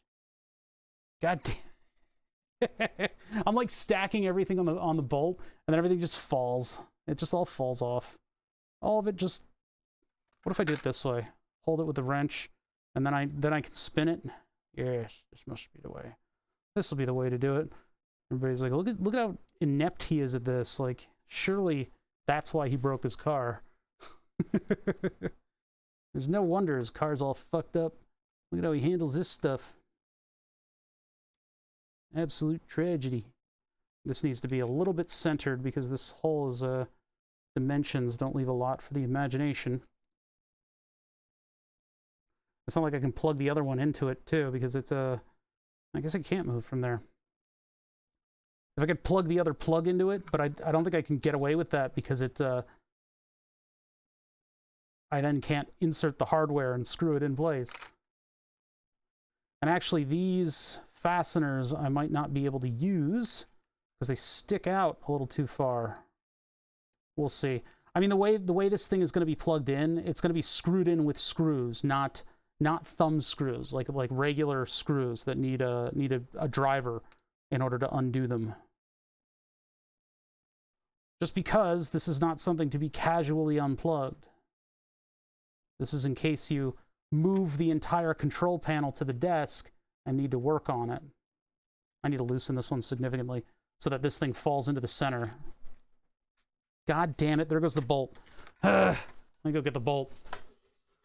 Or the nut. Where's the nut? Oh my god, there's multiple nuts down here. What is happening? Floors are absolutely fucking insane. Oh my god. I need a vacuum cleaner stat. What the hell? The washer didn't actually let go. There's another screw. A standoff? What is this doing down here? Is that a piece of popcorn? What the fuck? God. Need more hours in the day, chat. More hours in the day. Ah, what's this doing here? Okay. And then we get this thing screwed in. I haven't even powered this power supply since I bought it. So I don't know if it's in good shape or not. I really hope it is. Everything everywhere. Yeah, it's like a tragedy in here. I really need to work on cleaning this place. Is that going to plug in? Or am I going to have troubles with it? No, it plugs in pretty good. All the way up to the standoffs. I feel the connector's making a connection, but I don't know if it's bottomed out or not. I think it's good enough, and I think they'll make a decent electrical connection. There's a little bit to be desired there. I could maybe give it a little bit more of a radius around that. I think it'll be okay though. All right, so there's that connection. Unplug that for now. Yeah, I don't like how these stick out a little bit, and I don't think I have a good solution for that because we looked through the D-sub specific, because these are English sized, they're not metric, which really kind of throws me off. We looked through the collection that I have, and I don't have two of them that match. I have two that are sort of this style of reduced size, but one has one type of thread and the other has a different type of.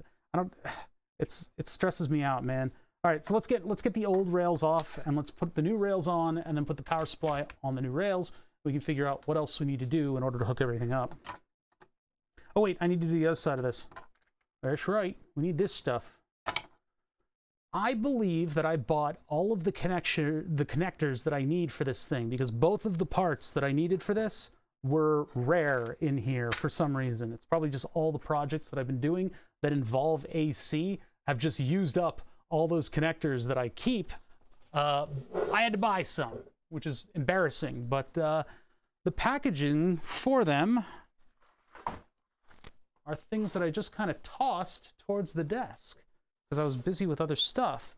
So I now need to find where those little plastic packages of parts ended up. I've been through the ringer since last stream. I had to upgrade my file server to the latest versions of everything. I had to work on my car a bunch. I had to open up several hundred Omnipods. I don't think they ended up over here. Although this is where I was working. Just carefully looking around, just seeing where stuff has ended up. Those are those screws. Oh yeah, I also had to figure out the dog fence situation out here. We're not really allowed to have a fence. So what we did is we have a temporary fence that can deploy. So we had to do a bunch of modifications. Look at this modular fence system we were able to get working. It works great. We can just hide the whole thing away. It just tucks away.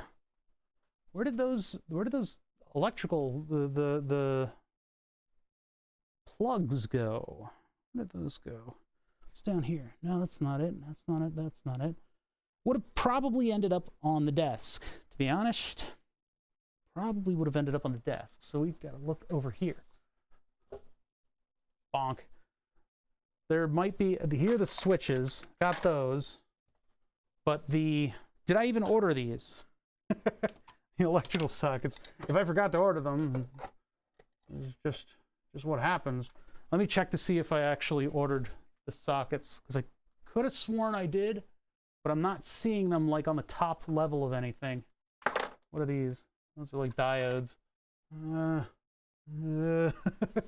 Searching, not finding. Okay, I gotta look at order histories on the other computer you guys aren't allowed to see right now, because it's full of all kinds of horrible things. Just absolute fucking shocking. You wouldn't even believe it. Scroll. It's all car parts. It's all car parts. Car parts, car parts, car parts. It looks like I didn't order them. Car parts, brackets, a wooden train set. What the yeah, I didn't order them. All right, so two things we can do here. I could find one, which shouldn't be all that hard to do, but sometimes it is. Or I think we can find one. Hold on. I think I've got one in one of these drawers of parts. Here, I'm gonna put you guys to face cam so you can see what I'm doing. Or sorry, I'm gonna move this camera, I meant, so you guys can see what I'm doing. Looking through parts. I've got all of these parts stacked up over here in various types of storage that need to be gone through and reduced based on how often I use this stuff, which is never. Everything's an ESP in here. I don't use high-powered wireless like modems anymore. I don't need them in these bins.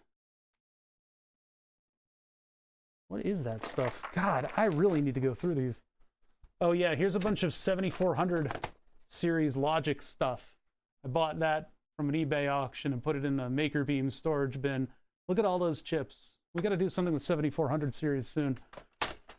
That's sort of on the wish list of projects. It's not a priority. So let's go back here. Checking for electrical sockets. I don't have a ton because we've done a bunch of like projects that plug into the. Oh no, never mind. I got a bunch of them right here. Just a ton of them. All right. Well, it looks like I've only got one. Looks like I've only got one in here. Let's take a look. Oh wait, we're on the right camera. We're on the right camera. Why'd you guys tell me otherwise? What's wrong with you? So we could have put a fuse on this thing, but instead I'm putting an entire circuit breaker just because I have it. I have this DIN rail mounted circuit breaker.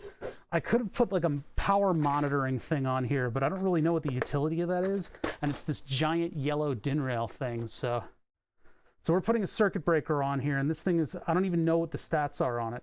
I don't know how much it takes to set that thing off. That is not the right type. We can't fit that. It's too small for the panel. and this one has solder all over it. So I guess I'm gonna be ordering. I guess I'm gonna be ordering a new one of these little what are they, ISA? What are these called again? What are you called? It doesn't say. Whatever, the computer power plug. That's what we'll just refer to it as. These are circuit protection elements as well. I don't really know if I can utilize any of these things. These basically heat up, and then the heat causes the circuit to break, and then you can heat it up again after that. But I have a bunch of them of varying degrees, but they're all so powerful. They take a lot to set off. So I don't know. I'm gonna have to find some power supplies as well, some elements that will make the 5 volts and the 12 volts. Because what I have right now are 2 of these Pololu power regulators, but I don't know how much power we're going to be demanding. Oh, and I think this one's blown up. I don't know why I kept this. I think, yeah, this one desoldered its capacitor. It got so hot. This is the thing that produces the 12 volts for the steering wheel project. Steering wheel project uses a 48 volt high amperage supply. This is the only piece at pololu.com. I love that website. All kinds of good robotics, all kinds of good robotics stuff there, right? I like them for modules. They'll sell you a module that'll way outperform what you need it to do. This, however, was right within specifications. This thing can take in up to 50 volts and produce 12 volts on the other end. It's a little big, but that would have worked in here. But I remembered, now that I saw the pins already on it, that this one almost exploded. I think it was shorting out or something like that, and it almost blew up. But this makes the 12 volts for the LIN bus stuff.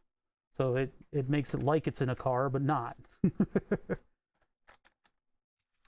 Now, I could use the Maker Beam countersunk screws on this, I think. These guys. And I need a hex key or a screwdriver. I think it'd be more comfortable to use a screwdriver on this. So, hex key. Oh, God. Hey, Celia Russo. Oh, no. What is this? I see a lot of otters as usual. What is this? My first attempt as an electrician. I hope we can learn more. Yeah. No, they will learn more.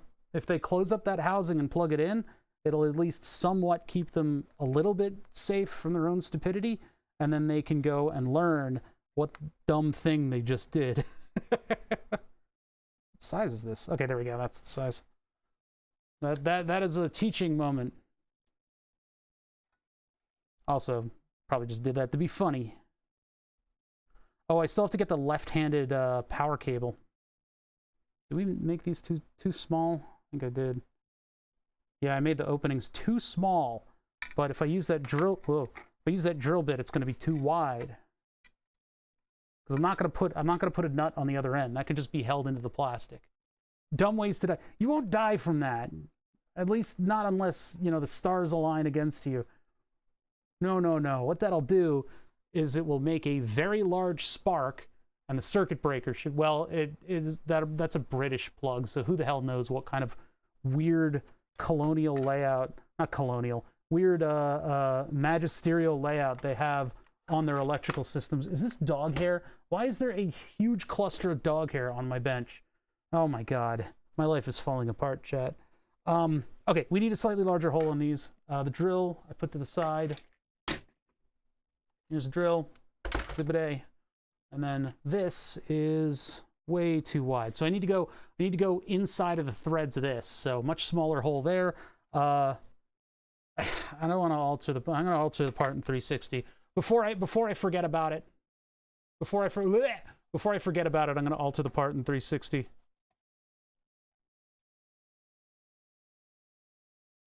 So whatever size I decided there is way too narrow. Let's look at this face. That's where it's being extruded. This is where it's designed. So we go to that and we take a look at these. 2.2 from a 2.7. Well, really it should be 2.8. I mean, 3 would be good too, but 2.8 would give it a more tight fit. And I want a more tight fit, but I don't know why I chose that small of a size. 2.8, because it's a 3 millimeter. Is it really 3 millimeters? I guess it is. Where are the calipers? I'm gonna measure this before I move on. I thought these were 2.5 for Maker Beam, but I guess it must be 3. Yeah, it's 3. It is defo 3. Don't lose your screws into the PSU. Yeah, I know. That luckily this one didn't fall fully in. Managed to lose a screw to a Delta fan? Oh my god. Worst sound I ever heard the fan make. I would assume that's a very dangerous situation. Deltas do not fuck around. 15-minute downtime for the server, 3 hours trying to find the screw. Yeah, that would launch it in directions that I don't think anyone had ever fathomed before, right? It would be in like another dimension, in the screw dimension. All right, we're gonna screw that in temporarily, and I'll order more of those. And then we need a slightly smaller drill bit, which I have. I need to organize my drill bits into like all these, because we do this kind of operation a lot, where I need, you know, threads to grip or I need threads to slip. I should just make like a labeled drill bit holder that says all that stuff, and then I can just grab the drill bit off of the shelf and know that the drill bit will do the thing that I want it to. Those are the same size. I'm just comparing drill bits. It's really boring. You guys don't need to see it. you don't need to see this. This is not exciting. This is boring. That's a little close. I think I want to try, well, that one might be the one that I have to use. But that one might slip, and then I'd have to get a nut. I don't want to do that. I don't want to get a nut. Ugh, fine. Just use this one. We'll just use this one. It's going to be the wrong thing, but whatever. Whatever. It's whatever. And then I'll inevitably have to print it again when I do the double print, the dual filament print. Because that's like the same size. All right, we'll try it. This is going to totally ruin it, though. And if I gotta go smaller. I've broken all of the bits that are smaller than this, though. The fan worked after? What? I thought it would shred its own blades under that kind of thing. I mean, it's a Delta for F's sake. That might be. I just dropped that drill bit into a fan, but it was off. That was a non-functioning fan. Yeah, there's so many little things to all the projects that I need to get to in here, and we have to knock things out in order because I need to be able to get to, for instance, like putting the fans in the rack unit is a thing that I want to do, but I need to get the computer into the rack unit, and then I need to redo all the cabling in the rack unit so that it's more functional than what we had before. What is this monster of a drill bit? Holy shit, I like this one. Well, it's the same size, but I'm going to use it because it's hilarious. Look at how long that thing is. Holy crap.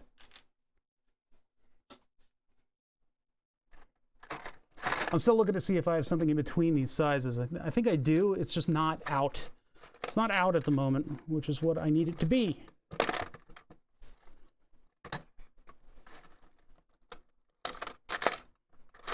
You know, we're trying to put our best foot forward on this project, so it's going to take fiddling like this in order to get everything right the first time.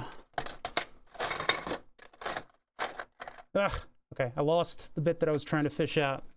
No, there it is. Get it out of the... It's in like a little indentation in the... Got it. That's way too big. God damn it. It's way too big. This one's too small. God. I just can't find this size of drill bit. Look at that. Look at the difference. It's like totally different. Yeah, that one actually fits in the hole. God damn it. All right, we'll just use the weird one. We'll just be happy with what we got. We replaced the fan too, but it did work. Some blade damage, but it still pushed air. Yeah, you don't want to run an unbalanced Delta. That's... Unless you're trying to mix paint. If you need a paint mixer, go ahead and damage that Delta. But Why do we need to be so far away from what we're drilling? Why don't you let me handle this? I know what I'm doing. This is like, if I drop the drill, this thing is definitely breaking. Milkshake shakers. Or those, like, you put like a horsehair brush on the bottom so that it like moves as it vibrates. Okay, power thing. Countersunk. These look really good when you get them right. These power sockets. Oh, good, that was a good size. That's gonna make a nice grippy on my slightly thicker. I made the plastic just a little bit thicker on this side, just because this has to hold the power plug without a bolt on the other end. Oh, look at that, and it's like perfect. The bolt goes right to the end of the plastic there. Where's the second fastener? Where did it go? Did it fall? Did it fall into my power supply? Chat, where did it go? Here it is. Here it is. It's right here. It's right here. It's right here. Now, I'm not going to be soldering wires onto that. That's crazy talk. What I'll be doing is putting spade connectors on the power plug. That way, if anything ends up burning down or getting damaged in any way, it is swap outable. That's the important part about this. I can swap the parts out. Switches. These will also have to get spade lugs, and I've got a whole kit of them. Hey, Carlos. How you doing? Look at this beautiful switch. Yes, power goes up. And then this fits in just right. That, I'm super happy about that fitment right there. Now, really, in reality, like if I really wanted to design this super duper cool, I probably should have offset the backs of these things to be all the way back so that this stuff was inset a little bit and it didn't stick out the side as much. But this is pretty good. And the way that I got this to fit is a specific thing. And, you know, if I had printed this on the other side, I wouldn't have been able to get it to fit like this. That fit like that is because I did a lot of coke. No, because I actually put a chamfer on the other side of the switch. Now, keep in mind, this switch, because these things are panel mount, I don't need them to be in like a schematic. I don't need them to be in a specific electrical thing. So these actually came from GrabCAD. If I put them into the schematic, I don't want to have a part associated with the circuit board with these, right? These are just assembly parts at this point. They get a wiring harness. But this switch, beep, beep, beep, beep, beep, beep, beep, bop, bop, boop, bop, beep. Which one is it? Here. That switch gets a chamfer on the other side. So that chamfer right there is what enables the switch to lock in as if it were a metal panel, but it is a plastic panel, so it needs to be thicker. So there's your trick. That's what to do. You make the panel a particular size, and then you chamfer most of it, and hopefully the outside of your panel is where your printer starts, or if your printer is powerful enough and it can do overhangs like that. But that way you can get a thick enough sheet of plastic behind your panel mount stuff so that everything is held on, and you can get the switch to snap in properly. And if we used any other panel mount stuff like indicators or other types of switches or buttons, we would probably have to figure out how to do that chamfer on the other stuff too. Because that it really, really, really helps the stuff all fit together. Those are those little details that engineers are all about, right?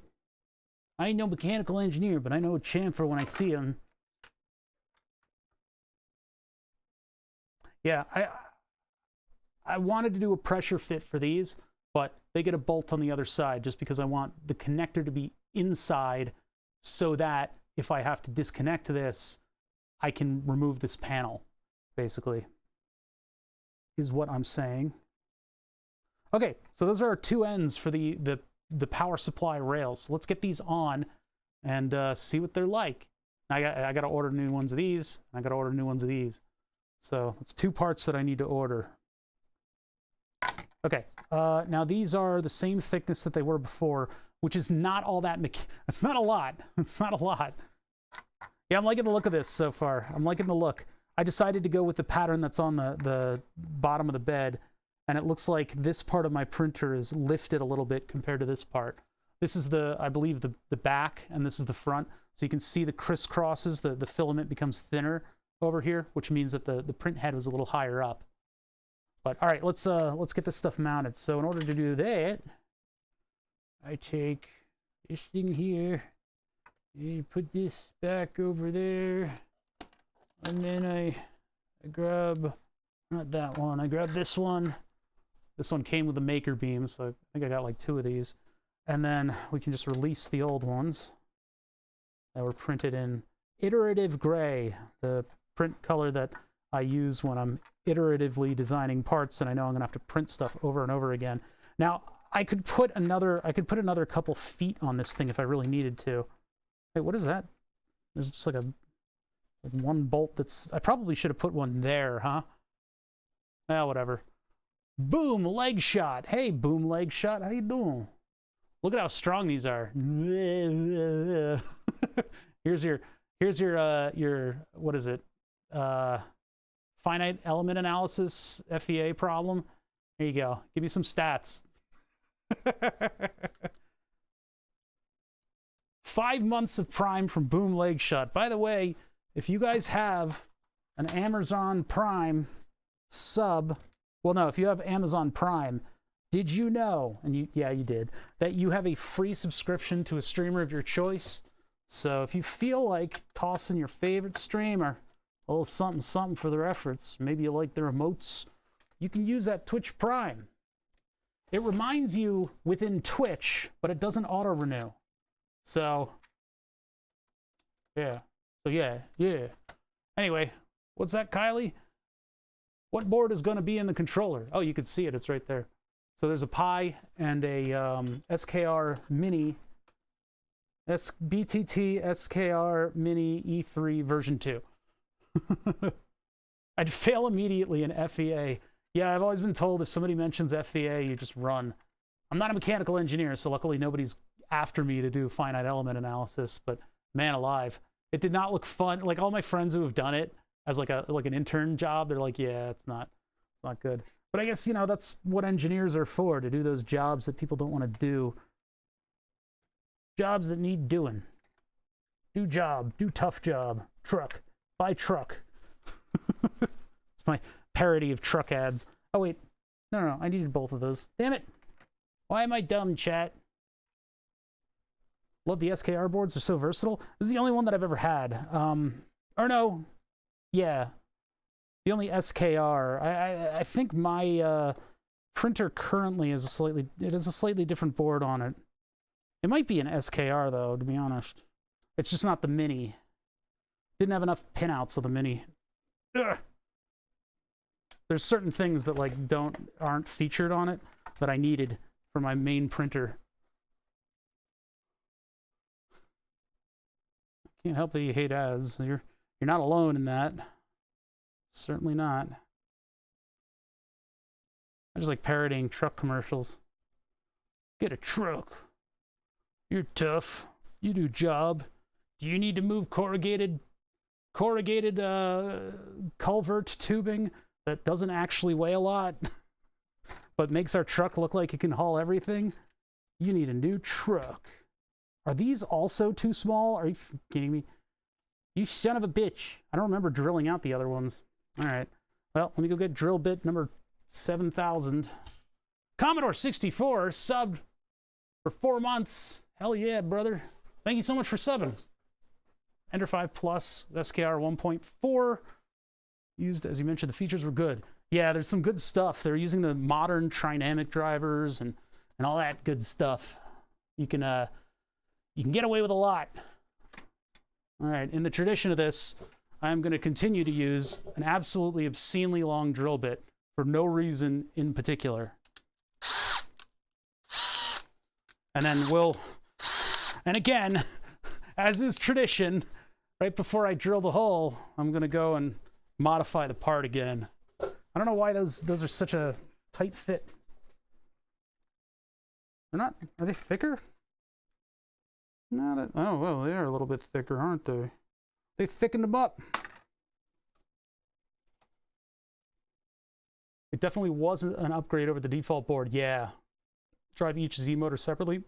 The only thing that's good about that is that, yeah, you can auto level, but the problem with that is that my Yeah, Trinamic has been bought by Analog Devices, actually. So those are going to be called Analog Devices drivers soon enough.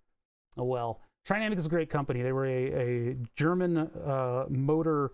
They still exist. They're just under a different logo.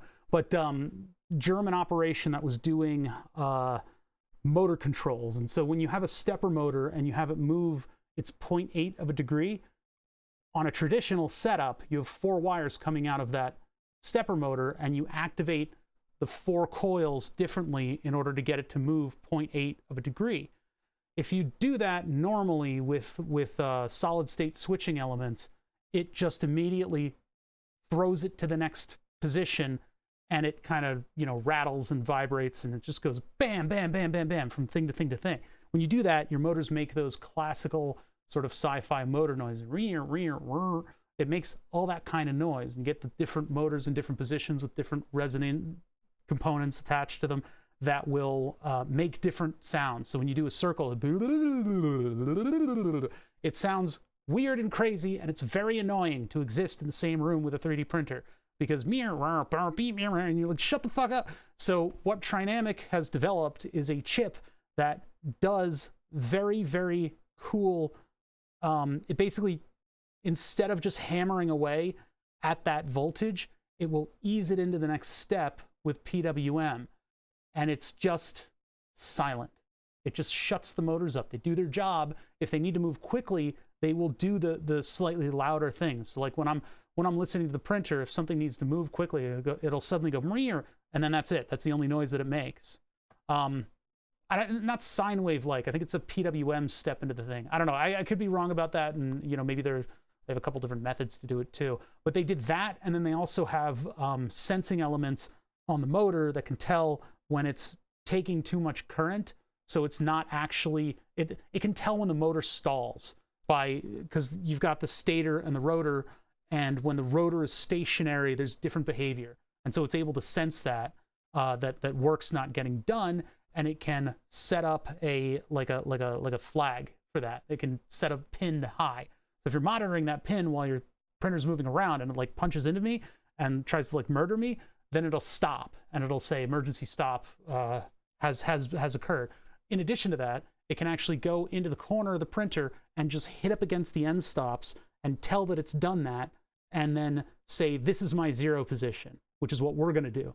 We're going to probably have to invent some end stops for this, because I don't necessarily want it to just bash metal against metal. 3D print something that I can put on the rails that the axis will come into and poop up against, and then we'll have our 0, 0 able to be defined. The test print for Pikachu on an Ender 5 Plus sounds like the Harry Potter theme song, song. Huh. But yeah, anyway, that's what Trinamic developed. We have some of their other drivers, their alternate drivers, and they sent me about $100 worth of programmers, because PyroEsp got in touch with them on Twitter, and they were like, what do you need? And I'm like, what do you mean? I'm like, well, we were trying to do this and that and the other thing. And so they sent me a bunch of stuff. What we were going to do is we were going to make a blower fan that uses a 3-phase motor in order to make a quiet suction element to get the smoke off of the board.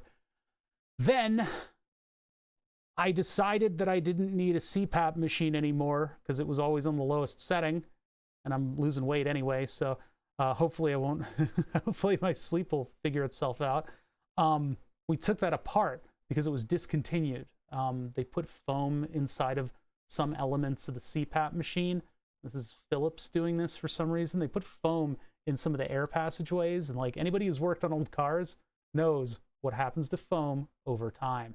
In addition to that, there's some very hypochondriac kind of people, and I guess you're supposed to clean it anyway, but these people were using like cleaning chemicals on their CPAP machines in order to get them nice and sterile. However, foam, doing as it does, holds on to chemicals, and it starts to deteriorate with the chemicals. And so foam and plastic elements were being piped into people's esophaguses just because Philips wanted to quiet down their CPAP machine. Whoopsie doopsie, we took it apart on the bench. We took it apart, and what we got out of it was a nice 3-phase blower motor out of the thing. So it's like a silent blower motor. Now, I don't know if we're going to use that for exhaust extraction. I have a car air filter that's like this one element air filter, and we can put a filter in that and then fill one of the spaces with charcoal in order to filter out all the smoke. But I don't know if we'll need that. If we aim the laser properly, it won't create a lot of smoke. So it'll create enough smoke that it would be like I lit a match, which is enough that, you know, the air fan in here can pump out. So, but anyway, the Trinamic drivers are awesome. And so these SKR mini boards have them installed already. Pretty cool. But yeah, they've been bought by Analog Devices, apparently. Yeah, that's what I used to have, a 4988s, and man, that thing was a screamer. Not only that, but the geniuses that made the control board for it decided to put all kinds of fans into the little tiny enclosure. So there were fans exhausting the air, but then there was an internal fan that was just blowing directly on the motor drivers. And so that created a ton of air turbulence, and it made the whole thing obnoxious to coexist with. Just the worst. Just the worst. So one of my first 3D printer projects was totally redesigning the... By the way, I removed the drill bit because so many times I put the drill like this and it's just gone bam and then killed the bit. That's why I had so much trouble finding the appropriate drill bit for this. This thing is probably too big too. Oh well. Oh well, LOL. AFK, BBL. Wait, no, that's the wrong one. BBS. Hey, look at that. Beautiful.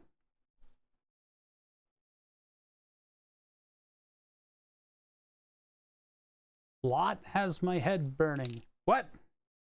I don't even know what you did. What? Is that English? What is that?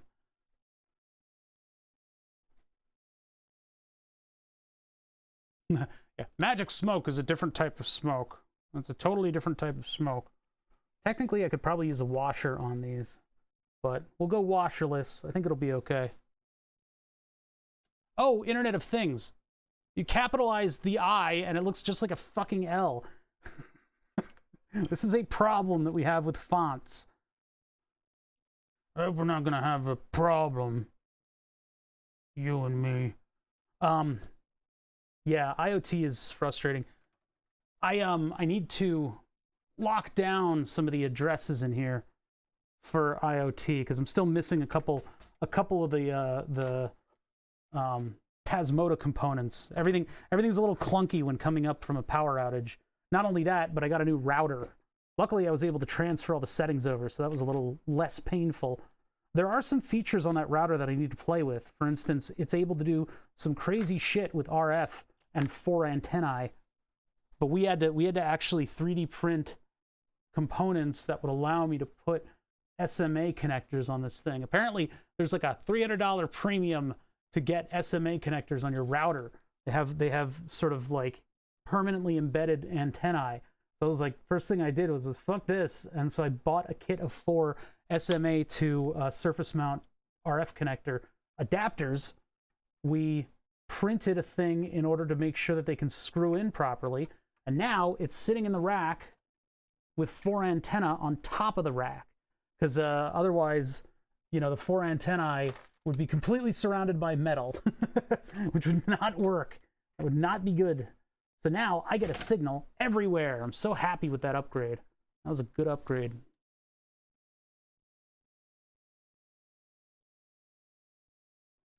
Petition for terminal fonts. Everybody's using a third-party app to change the font, to be honest. The chatty that I'm using for the on-screen chat is using Avner. Avner. Anyway, that font is special because that's the font that the board uses. It's a very readable font that has a nice clean design. But unfortunately, the L's and the I's are a little bit indistinguishable. Why did I come out with a plastic nut? Why did that happen? Garbage. Why is that in this bin? This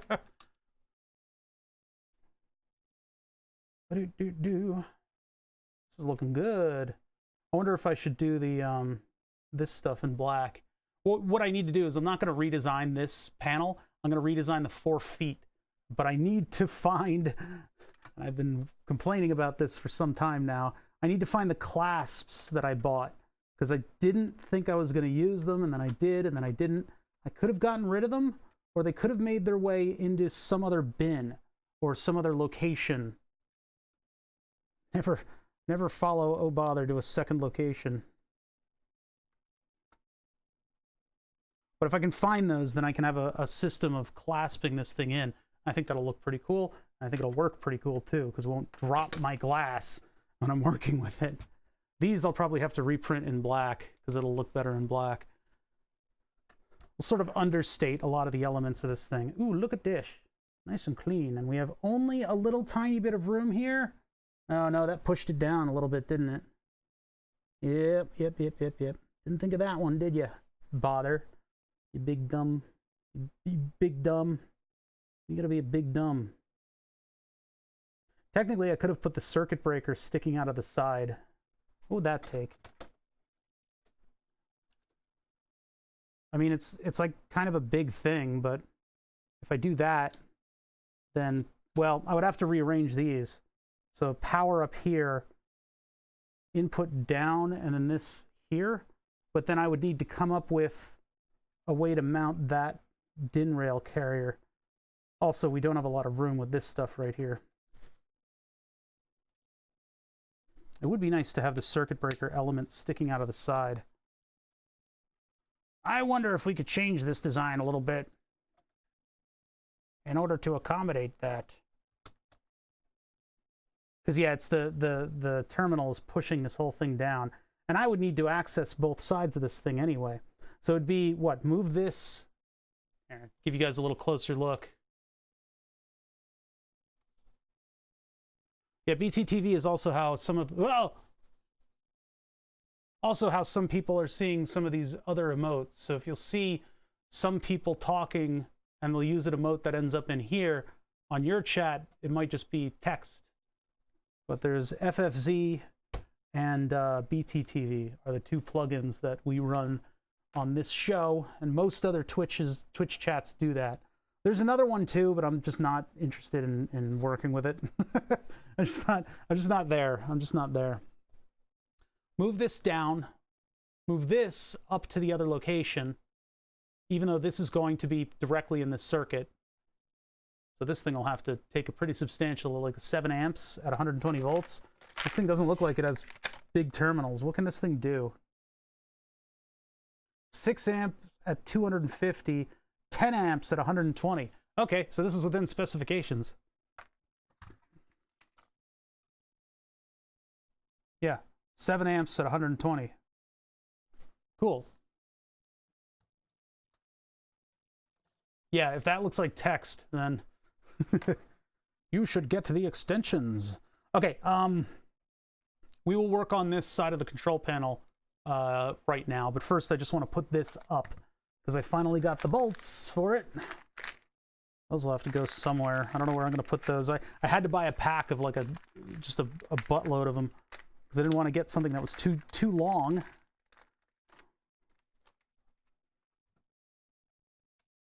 Yeah, that'll grip grip nicely with a lot of pressure. A lot of pressure. And then I'm gonna get one of my big wrenches on that. Where's the big wrenches? The big ones, the big red ones. That way, it'll be more comfortable for me to operate this. I can't believe they designed the wheel speed sensors the way they did on that car, on my BMW. The wheel speed sensor is a magnetic device that actually creates an AC wave of a particular voltage depending on your speed. So they call it, I guess, like a frequency generator or something, but really it's a wheel speed sensor. And so the way that they mount the sensor, well, the way that they do that is they have a, what do you call it? It's a, hold on, I gotta think and work at the same time.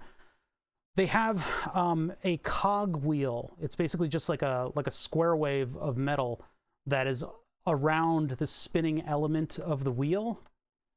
And in order to mount the sensor onto the stationary spindle, they use a brass collar that just goes into the side of the spindle. So what you have is you have a steel bolt, and then you have a plastic sensor, and you have a brass collar, and then you have an aluminum spindle.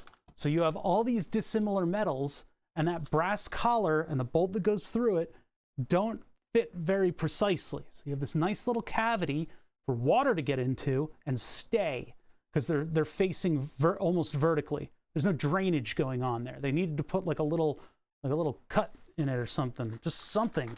And so what ends up happening is all of the dissimilar metals in the area, in the presence of, you know, salt water, will fuse to one another. And I had to deal with this on 2 generations of this car, where you start to move the cap head with your wrench and then it just pops off. There's no getting around that. It just breaks. And then you've got a spindle with about 1 millimeter of thread sticking above it. So I corrected it on the one side, the passenger side, by re-drilling and re-tapping the 6 millimeter bolt. That worked out well. Worked out really well. Worked out so well that I was confident in the other side going the same way. I wonder if I need a washer on that to prevent harm. This is all right. I guess it's all right.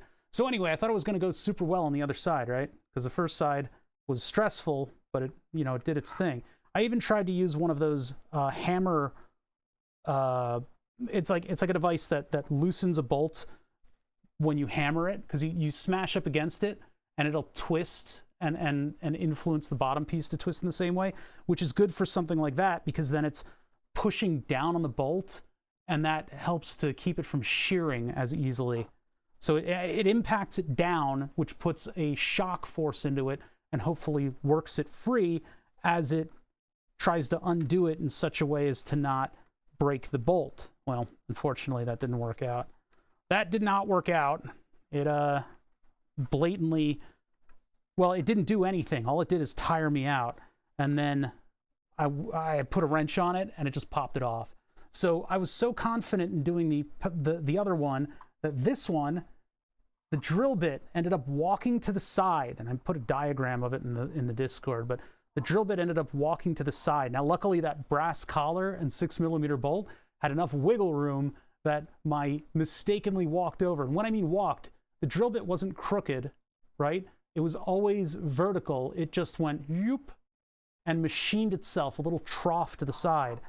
What a fucking nightmare. And this is like, you know, a new spindle is going to be like a couple $1,000s.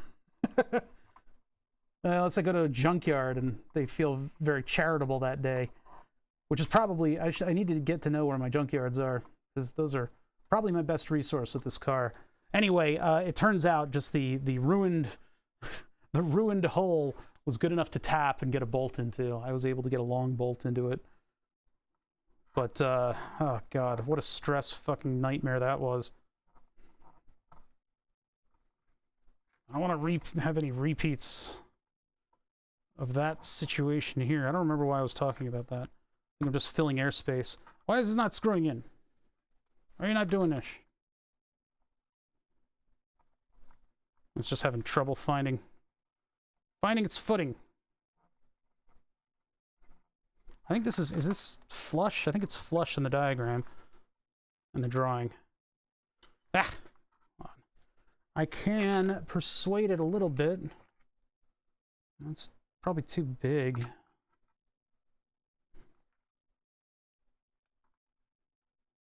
Just like make a little chamfer on the hole. Yeah, that'll help. The 3D printer is PETG, and when it does these side holes, it can struggle to keep them round. They're a little bit off round, which works to our advantage when we're trying to have pressure on the threads of a metal bolt.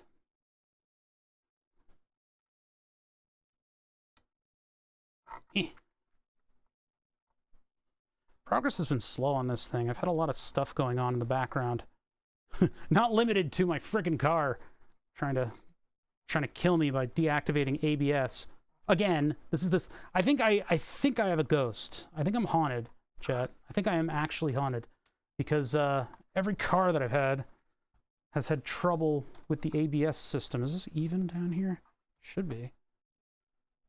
And I've had to replace wheel speed sensors on both cars.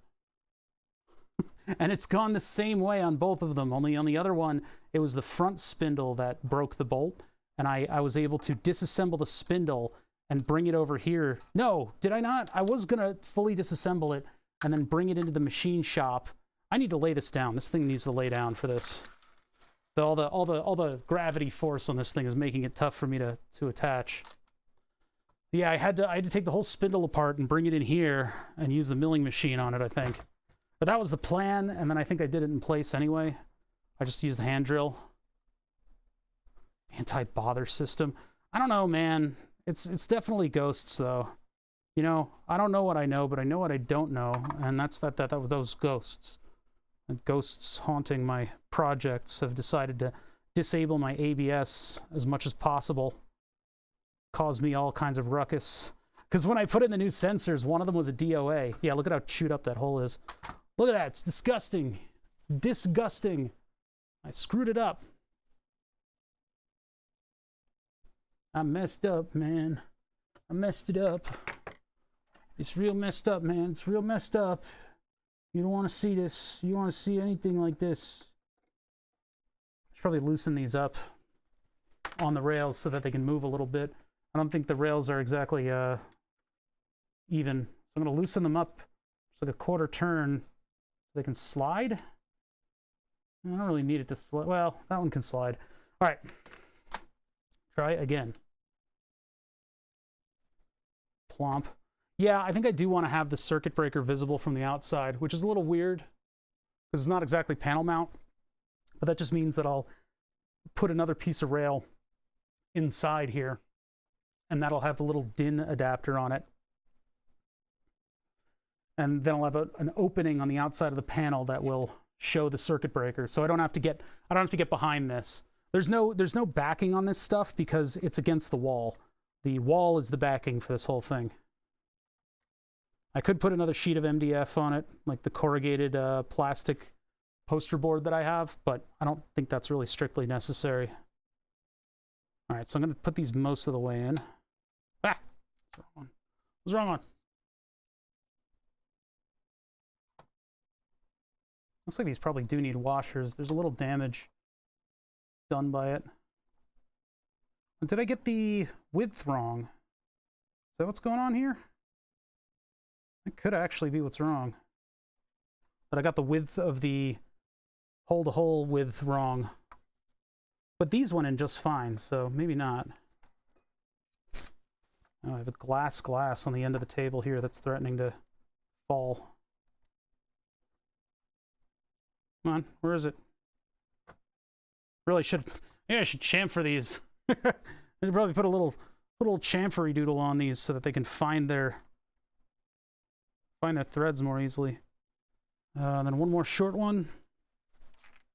It's this one. Nice to have all the bolts though. That was a pain in the ass. I had to go through all kinds of listings in order to find the right bolt. Nothing was quite right. All right, what the hell is going on with this? Hold on. We need this under the microscope. I need to look straight down at this.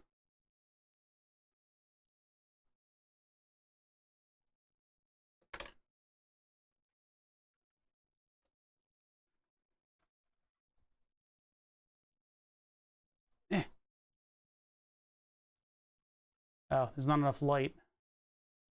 Look at how far off that is. I don't think I got the width wrong.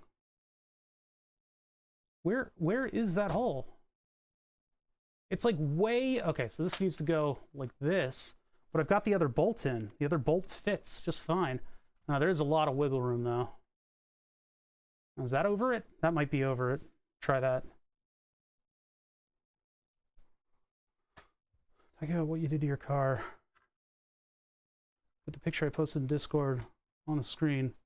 It's under personal project stuff. I'll have to preview that. Hold on. First off, I want to know how this thing fits. The answer is no. Hey, how's that fit? No.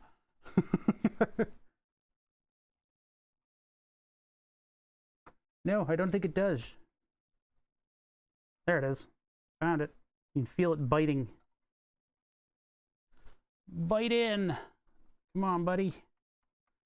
Oh, bother. Why do you have a thermal camera? Because I can. I love that question, because it's like... You expect a scientific answer? Wow, this is a really loud one. Sometimes they're a little loud. All the friction of the plastic. Okay, hold on. Let me just get this thing attached. I don't want to tighten these too far.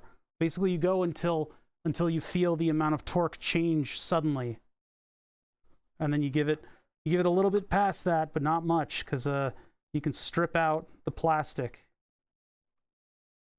Because the torque will suddenly increase significantly. You don't want to go much past that, because then you'll end up using the screw as an auger to strip out all of the plastic from the hole. Oh, that is smart looking. Look at that. Beautiful. It's beautiful.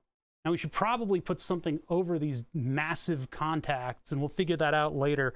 But that might need to have just something that'll maybe press fit onto the threads of these things, because then I can just put a block right there. That would have been a good place for the status lights, huh? But I don't really think electronics will belong there. I'll make just something that'll just pop right on top of that. Cool. That is awesome. Boopity boop.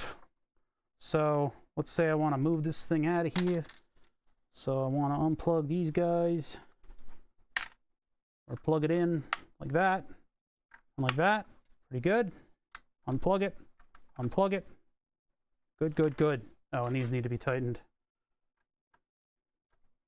Make sure all this stuff is nice and tight. Then on the other side, I have, and I'll add the circuit breaker to this instead of having to access it below. This power I want down here, because these are now the brackets that will be attaching this thing to the wall. So we'll put the power down there, on switch up here, and then the circuit breaker will be right about here. But bada bing, on off, on off, on off, nice and clean. Hey, that's pretty good. All right, let's see. What was bad direction linking me to here? Oh my God, PM's bane of my existence. This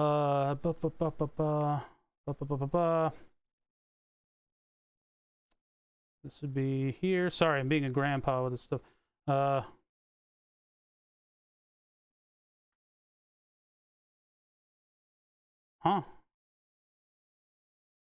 When oh bother work on his car. Yet problem normal cast stuff. I'm not gonna show that on. It's a weird one. I don't even know. I don't get that reference. I don't get that reference. But I don't know. Car work is like that though, you know. Ah, damn it! Drop that. Okay. Let's see. So that's the side of the control panel. We didn't do the circuit board yet. I'm gonna put Zener diodes on this in order to get all that sorted out, and I'll put a 6-pin connector on it. But we can look at it lit up. I can hook this thing up. Hopefully that's in the right position there. Just like that. And then we get power over here. Power overwhelming. I had to use jumpers from the lab on the car, because I had to hook up all of these wheel speed sensors and see which ones worked and didn't, because one of them was a dead on arrival. And in order to work with the dead on arrival, I could probably have swapped in a functioning old wheel speed sensor. But it turns out 3 out of the 4 old wheel speed sensors had gone bad. So none of them worked. And I couldn't swap in a rear to the front. That just wasn't gonna work. So when this thing is sitting on the wall, that's how it's going to look when all the power is good. When all the power is good, I'll just have these little lit up indicators. And if one of them goes bad, it'll turn off. And I'll know something is up. It's interesting that because it's a 2 material print, I guess what I could have done, and I don't know how this would work, because these wouldn't attach between layers, unfortunately. So maybe that wouldn't work. I was thinking, like, what if I had these as inserts? Like the clear part as an insert, because then I could print up to a level, give it a pause command, drop in the lenses, and then have it print around the rest of it. But that wouldn't work, because, I mean, I guess if I do the filament change like in the middle of the layer, I could do the border on the out. No, because that's a couple millimeters thick in order to diffuse it. So it's always going to be a little bit illuminated from the sides. But look at that. That looks really good. I think that looks really good. I'll have a clippy thing that goes on the top here. We can build that right now, but let's do the circuit breaker. And I wanted these to be further up. Yeah, because I don't want it to interfere with the mount down there. Why is everything out of focus always? Try to get this like actually in focus. There we go. Beautiful. So yeah, this is looking good. This side's looking good. This wire is unfortunately going to have to go around the tubes down and over, but that'll work. That'll work pretty well for what it is. There's the other one. There's the other one. I think I dropped it on the floor. I don't know where the other... I should have two... I should have three of them sticking around here, but I don't know where they all went. Here's one. So yeah, those will have tubes attached to them. And that'll be lit up. And this power supply will be powering it.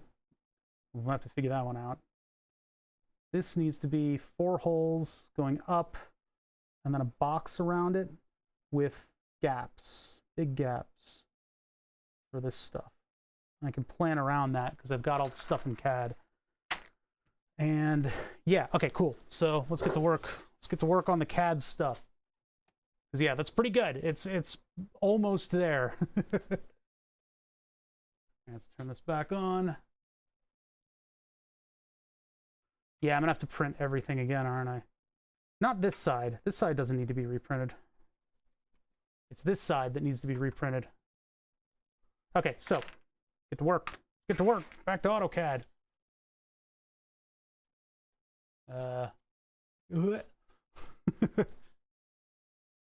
Okay, so the way that I described how to build these things helps us in this regard. So what we're able to do, this is just a marker at this point, this corner cube, because now I'm using brackets to hold it in. Those will be strong enough to hold it. I could do a third leg onto the rail if this thing is going to get heavier and heavier. We're going to have much less space inside the cavity here, and I'm going to have to figure out what the 5-volt and the 12-volt step-down power supplies look like. But in order to move these elements around, all I need to do is go to the step where I imported them. Now, since this is a multifaceted project, this is more akin to what you would build if, like, the organization of this thing is more akin to what you would put together if you were on the free version of the software, where everything is contained in one massive document so that your numbers of documents, I think, stay low and the components are archived. But what you do is when you complete a job, right? I've finished making the plastic for this part. Now I need to work on whatever the power supply is going to be. Then you do the same organization with solids, drawing, extrusions. And you can collapse the steps if you need to into the different aspects of the part of the whole design. But what the advantage of that is that if you need to do something like I just decided to do, move the components and then have the component openings move with it, this is very easy to do. You just have to go back into the sketch. Now I need to find the sketch, and the only elements of the sketch that might elude me are the little cuts that I did here for this decorative cutout. But we'll explore that right now. So I need to find out where this part is. So there's where I import it right there. So if I take that part and I go to the step with the little square, that's what locks it into place. So I double click on that part, or on that step, and we go back in time. We go back in time. We go back in time to where I positioned the part. When I worked in the sketch with this part in order to get the locations of the holes, like the centers of the holes and the cutout, what I used is a projection of this part. So now moving this part, as the software steps through all of the pieces that made, you know, what we printed, it will say this part is in this position, I project this part of the part, and then I draw this based on that. So things should move in turn when I move this thing down. So I'm going to go and move this component right here. Well, okay, so I have absolutely no idea if that axis is square and true. So I'm just going to go to point and then go back, and then it'll recenter this thing and make it true to the axis, just in case there's like a weird angle on that. And I'm just going to move it down here like this. And we don't have to worry about the clearance for the screw anymore because it's just a little tiny plate. It doesn't take up that much room. I do want the plug to kind of be buried in there, but yeah, I think that's plenty of space for it. So I'm going to click OK on that. And if I finish this position step, which we're not quite ready to do yet, it should fill in everything else. Now, here's what's going to mess it up, because I did this in two parts. I did this side, and then I did this side, right, in the filling. So when I move this up here, those openings are going to change their position, and the steps are going to become discombobulated. But we could just explore that. We'll just check that out. So what I'll do is I'll just take this part and take this. I want it to not be on the surface that I clicked, because there's a lot of curvature to this thing. So I'm going to move this up here. Do we do middle of the panel, or do I want to put like an indicator light on this at some point? I'll do it like obnoxiously kind of right there. I don't know. Doesn't really matter that much. So now those two elements are where I want them to be. So now I'm going to click Finish Position, and it's going to eat my drawing alive. Everything breaks. Everything explodes. Yep, we got chamfer errors and all kinds of stuff going wrong. So it completely just said, nah, I can't do any of this stuff. Oh, there it goes. Nope, chamfer 11. So which one is that? Well, we don't know. So, and here I'm locking stuff into, what is that all about? Well, let's just get rid of chamfer 11 then. To reference, edge reference is lost. Try editing this feature to reset the lost edge. Compute failed, but I need to get out of this step. We can step one step beyond it, I guess. Or I could cancel the position and we could take a look at that. Yeah, see, I just keep making it fail. How about...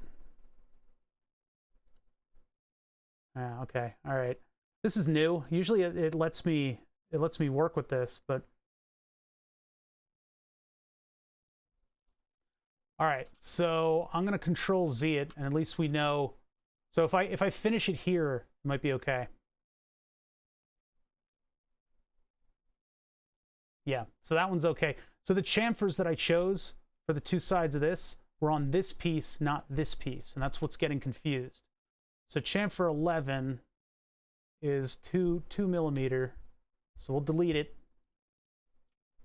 and then I will move this up in the sketch, or sorry, in the locking thing. So I'll move that.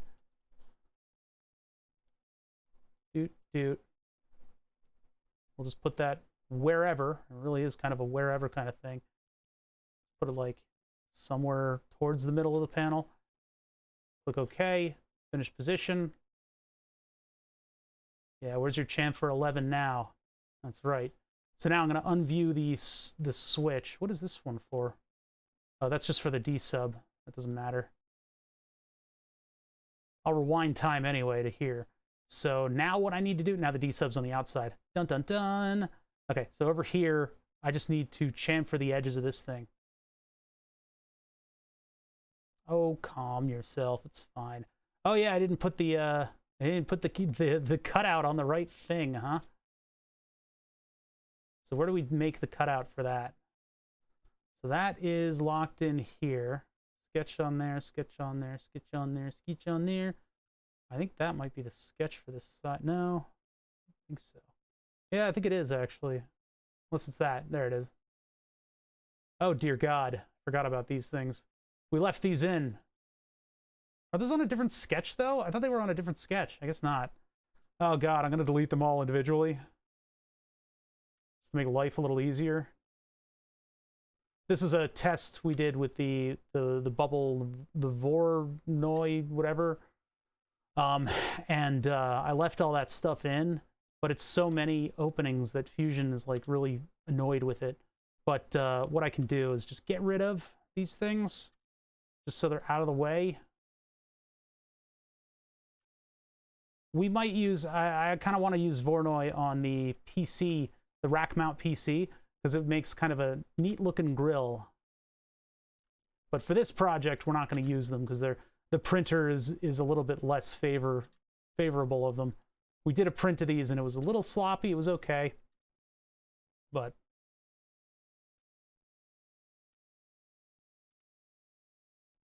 just doing this to be thorough. Being thorough. Yeah, so that chamfer failed because it couldn't find... It had all of these new openings in it, and it might have made the correct assumption if we just let it to its own devices without this garbage being on the drawing. But because it made a whole lot of overlapping openings, that kind of made it a little reluctant to repeat the steps. So where do we make the hole for the thing? That's that one. Oh, and it looks like my little lines moved too. That's nice. There's that one. Boop. Boop. Oh, wait. Do we want that or not? No. I want the squared edges. I want all that. There we go. And then now I can do the 2mm chamfer. Chamfer. This one. And this one. And 2. 2 by 2. Bada bing. There we go. There's our switch moved. Is that what it looked like before? Yeah, that's what it looked like before. Okay, cool. Cool. And then if we move the timeline ahead, this thing pops over to the other side. Cool. Oh, we don't need the 3mm LED anymore.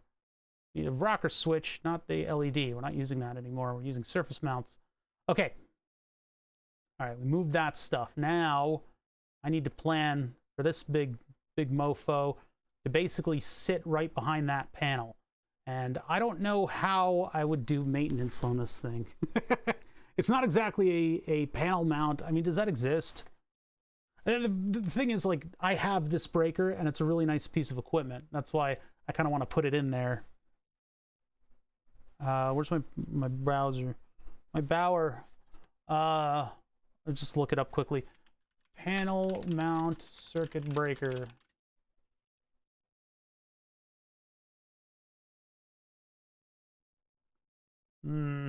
I had one of these. I think I threw it out. These little surge protectors. I don't know. None of this stuff is really striking me as good in this application.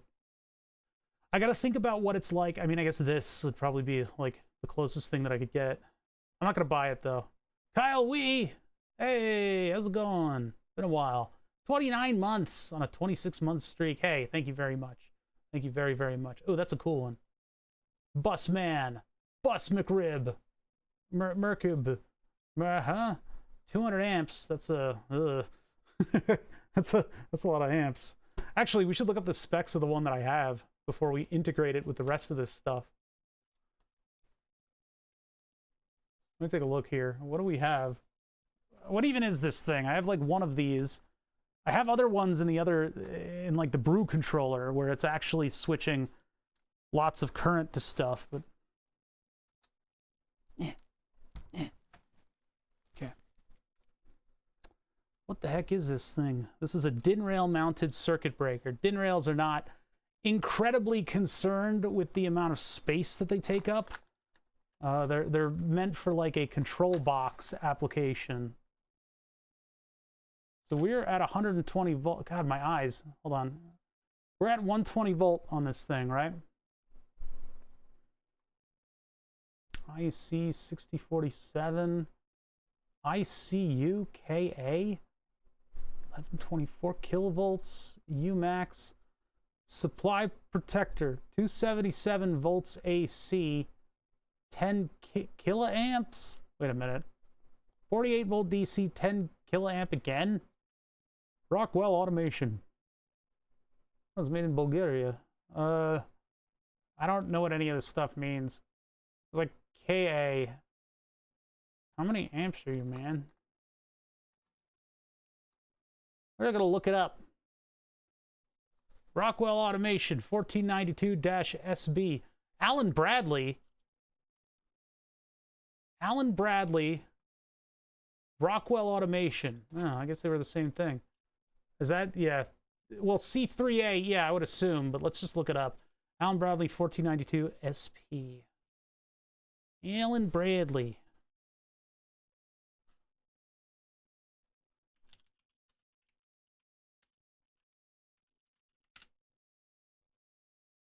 3 amp, 3P, trip C.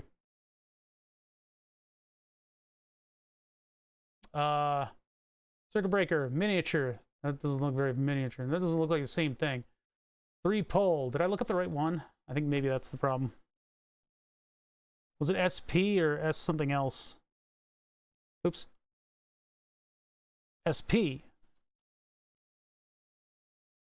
I looked up SB.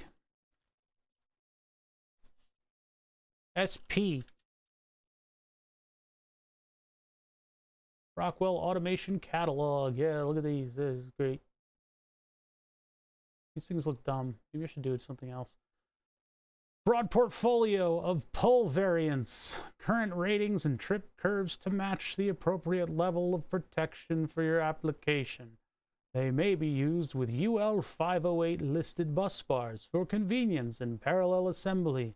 A wide range of left, right, and space-saving bottom mount accessories and lockout attachments for safety during maintenance. Current limiting fast break time, existing blah, blah, blah, blah. So this is a 3 amp. Our power supply can go up to 7. We're not going to be using more than 3 amps, though.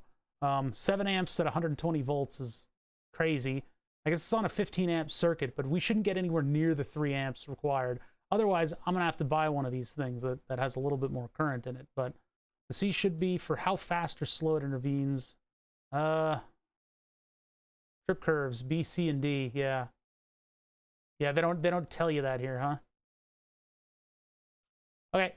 0.5 to 63, and it looks like, yeah, it's indicated on the front there like that. So that is indeed trip C is the speed, and then the amperage is next to it. So this is a 3 amp breaker.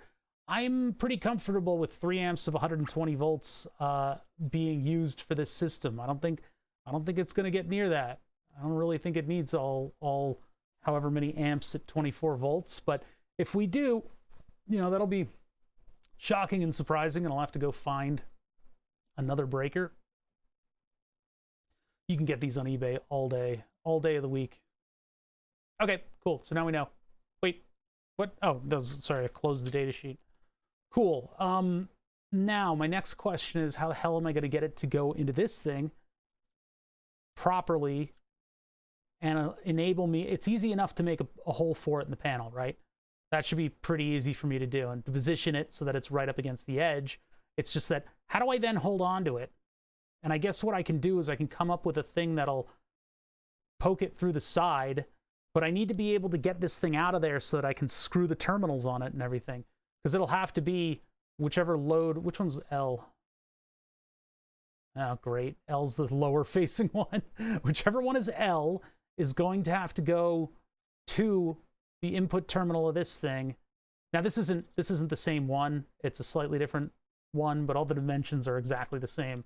So it should be, let's just double check that before I say something like that. Our stream's like all boosted and shit, but I don't see too many extra people here. We got our normal crowd. 45 millimeters. Let's check. Inspect from here to here. 45 millimeters. 45 millimeters down to the wire. Okay, cool. And I know the width is a standard. So, yeah, we can work with this thing. And then I've got this weirdo looking mount here that works, sort of.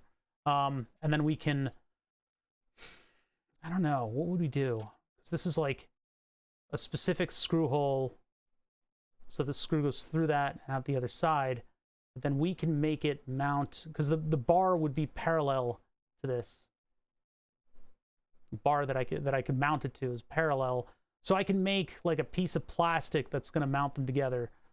So let's move this thing into position. So where did I first insert this beast? That would probably be back here. Yep. Double click. And then we're going to move so that this face is even and this sticks out. So this face needs to be even with this outside right here. So that line right there. So what I'll do first, move and modify this thing right here. And make sure that my crosshairs are even in a good spot. So I'll move that 90 degrees, and then I'll do a point to point. And the point to point is going to be Well, actually, wait, we want it facing the other way, don't we? Because this is on, right? When it's red, it's on, right? I think so. Yeah. When it's on, the little window. Well, the thing is symmetrical, so I mean, I can just flip it around that way too. But oh wait, no, but it won't be symmetrical when we're done. When it's on, it's red. When it breaks, it's green. Huh? Wait, why did you do it that way? Why did you do it that way? This is running. I guess it's unsafe, and this is safe. That's probably what they're getting at. That's probably what they're getting at. That's so weird. One on red. That's like redstone circuits. Redstone is like a mental block. People think like, hey, you're really good at that electrical shit. You can probably design redstone all day, every day. And I'm like, no, I don't understand it in the slightest. Sometimes I have like an epiphany and I actually understand what the hell redstone is doing. Yeah, that's what I think it is. Hot and safe. Yeah. Wayne Johnson for 30 months. Green go, red go faster. I guess. Green is like, it is safe, I think, is what the differentiation is. So all we need to do is get that centered. So now that that's centered, we can then slide it into place. Yeah, I don't know what it is about me and redstone, you know? We don't get along all that well.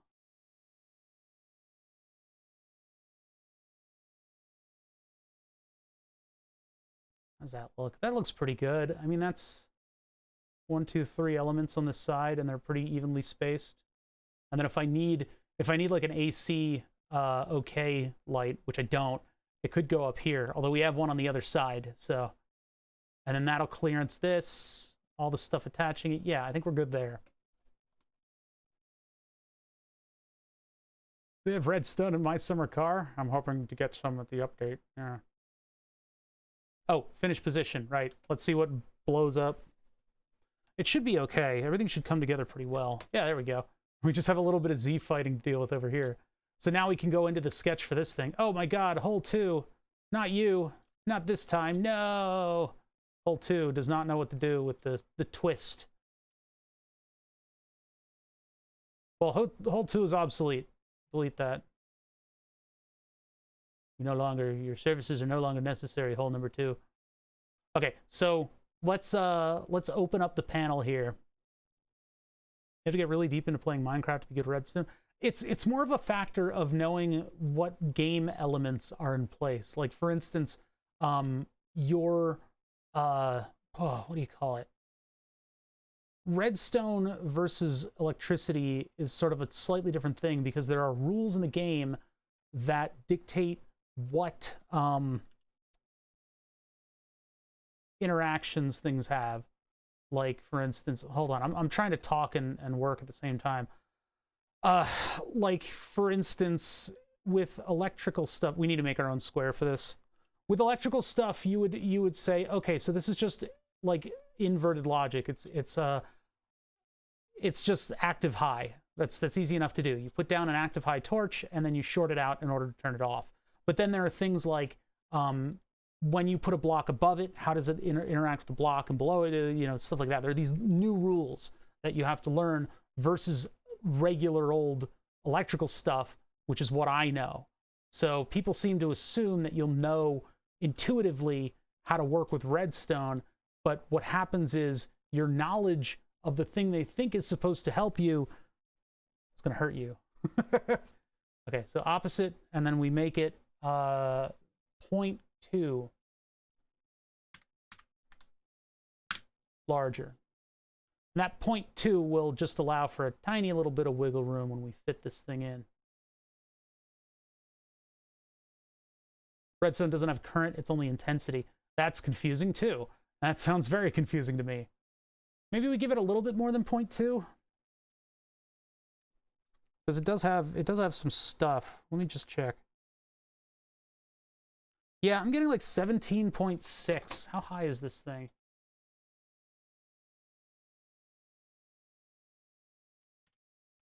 $18.8? Wait a minute. Yeah, 18.18. Okay, so that actually will be fine. That'll be fine. So finish that, and then where are we extruding into the thing? There we go. And so not you and not you. Look at that. Beautiful. Beautiful.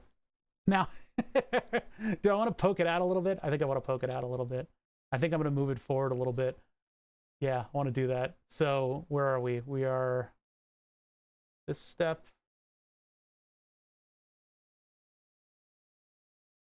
And then what is the distance between here and here? That is 2 millimeters. So we want to move this object, and we'll make sure that our crosshairs are properly aligned. We'll move it 2 millimeter.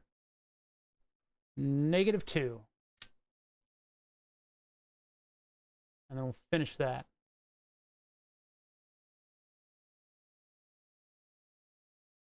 That was a little better. The hard part's going to be getting it to mount like that. And the additional hard part is how in the hell am I going to put that all together?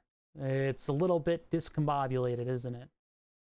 We'll have a rail down here going across, and then I need this piece to interface with that. And I don't want to have a super long... Well, I guess I could print this on its side.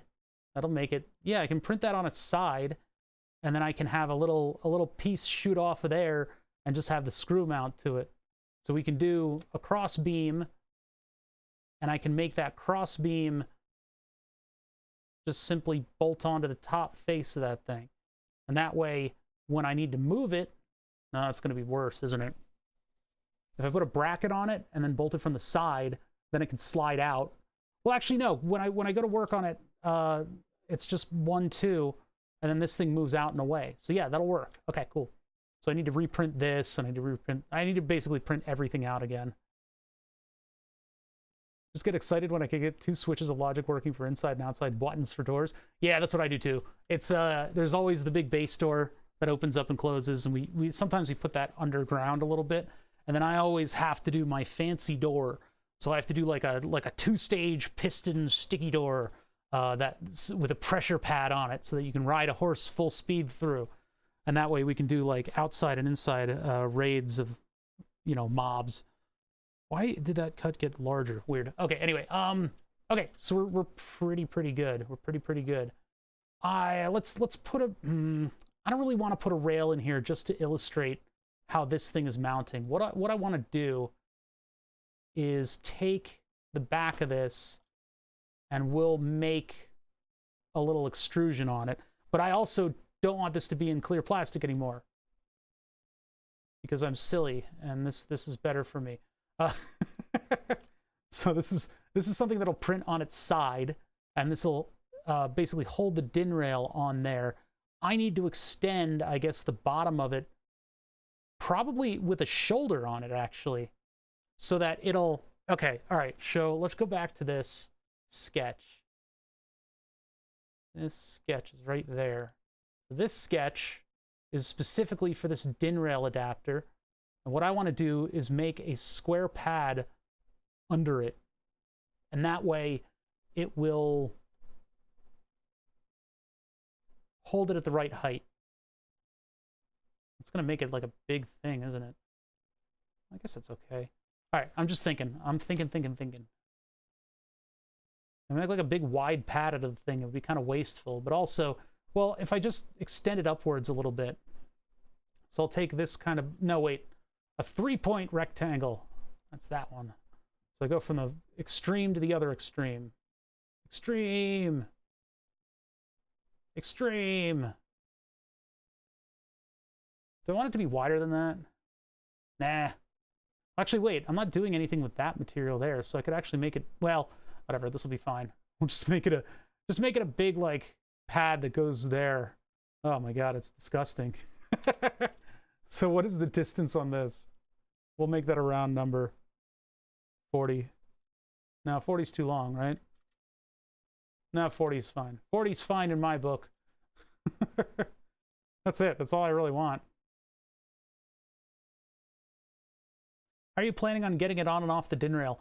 Snap it to the DIN rail, and then attach it to the thing, and then this drops down vertically on it. Yeah, it'll be fine. It'll be fine. I mean, having it on the side would be easier. Like having like a bolt on the side, because then I don't have to go through the power supply. But the power supply has to be removed in order to work on this anyway. So this will all fit together. It just has to be in a particular order. I won't be able to extract the breaker without taking the power supply away. That's just how it's going to be. So I'm making a big pad here to kind of hold this thing up and keep it from like wobbling, basically. I'm not doing any of the through-hole-y stuff there because I don't think, yeah, this doesn't really have it. It has one of them, but it's not a hole through it. But and then I'm going to add a little thing to the center here. These holes are deceptive in the background. Those are not centered. Let me just unview that. Where are these parts? Let's see. Where is it? The power supply that I'm using to represent the dimensions, there was only one 3D model of the flat pack power supply, and so that 3D model is the half wide one, and I have the double wide one, so I had to double them up in order to make a double wide one. It's weird. It's weird. Don't worry about it. All right, so I basically just want to have like an eyelet sitting out of this thing. What can I do for that? I mean, I could do a slot. It doesn't really have to, I mean, no, it does have to kind of hold it on there, doesn't it? Because it's got kind of a heavy throw. I mean, to brace the heavy throw, I could put material here and here, but no, I think we'll be good with this. I think we'll be okay. I don't need like a... I could put another screw hole up here too. Just put one like right on the center axis over here. So let me do a construction line. From the center to, I don't know, 30 millimeter. That'll be good. We'll put another screw hole up there. This will be a big thing. This is going to be a big object for what it is. But it'll hold on to the switch pretty well. Sort of. The one that I have right now is kind of wobbly. And then over here, I want to put something cropping out. And I guess what I can do is the center rectangle doesn't make any sense. Slot would be kind of cool looking. Polygon, arc, no, circle. We're going to work in squares. So if we're doing it in squares, I'm going to start with construction lines, and I guess I'll go out the width. So the maker beam is 10 millimeters. So we go 5. Is that a construction line? Yeah, I'll go 5 this way, and then I'll go... I wish I could do the other point based on that. If I go 5 in both directions, I guess I could do it too, but like, if, for instance, if I go out this way, then I can't make the rectangle based on that. Why do I have to do it this way? This is dumb. 5 and 5. I don't like that. There's got to be a better way to do this.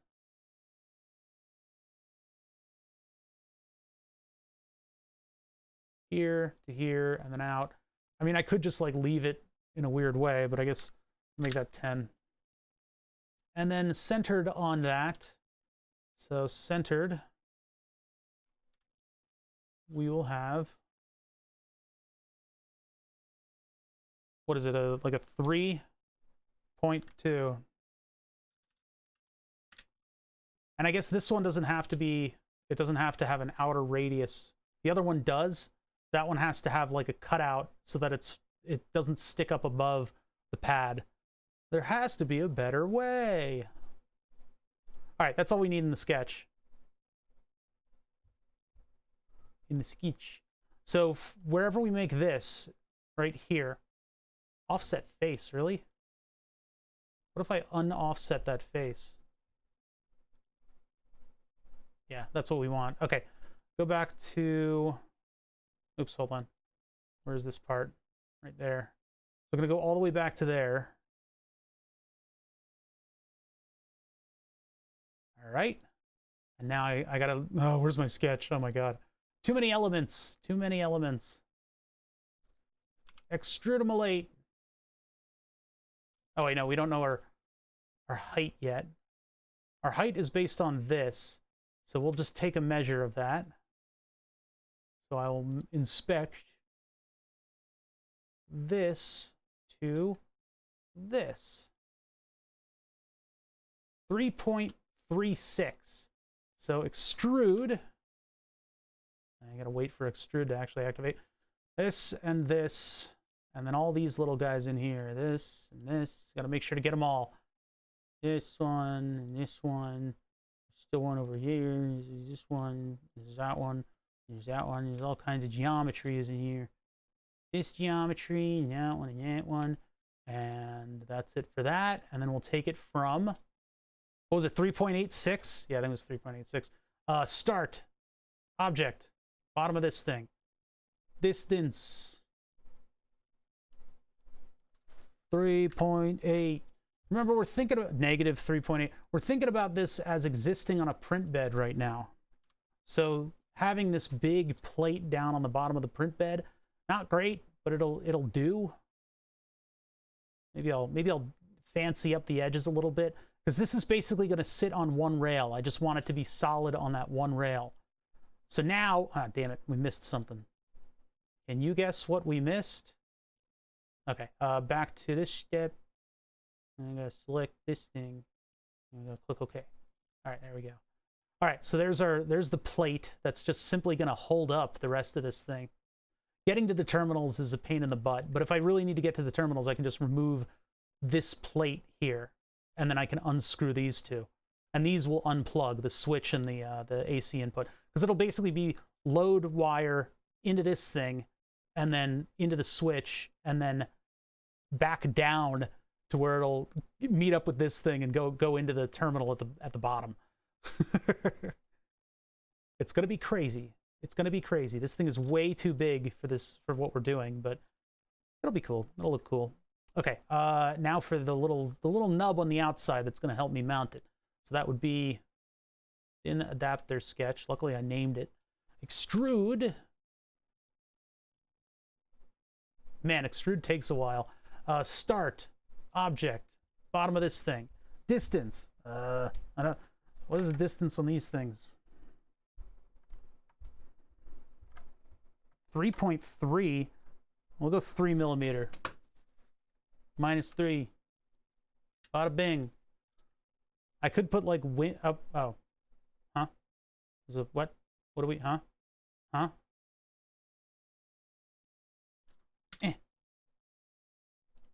Join. Cool. I could put like little wings on the side in order to brace it better. I don't know, might need that. I won't do them, well, maybe not vertically. Hold on, I know how we can do that though. Because that'll actually print out. Of course, that means that if I'm trying to get at the screw, the nut rather, if I'm trying to get at the nut from the side, I'm gonna be really mad at myself for having designed it this way.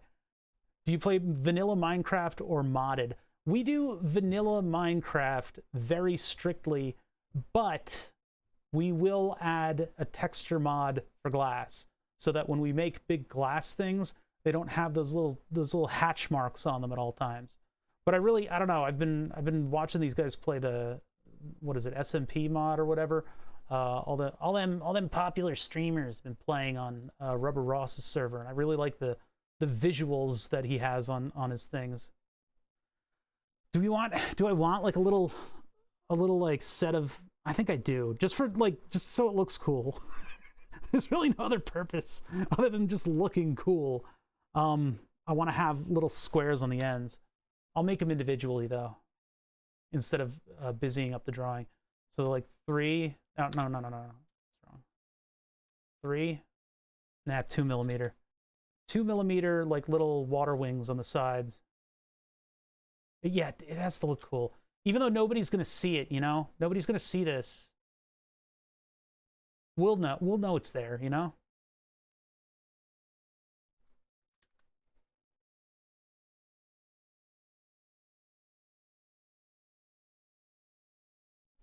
Extrude. Wait for extrude menu to come up. Takes like an hour. 1, 2. Start. Object. This one. And we're gonna go, well, 13.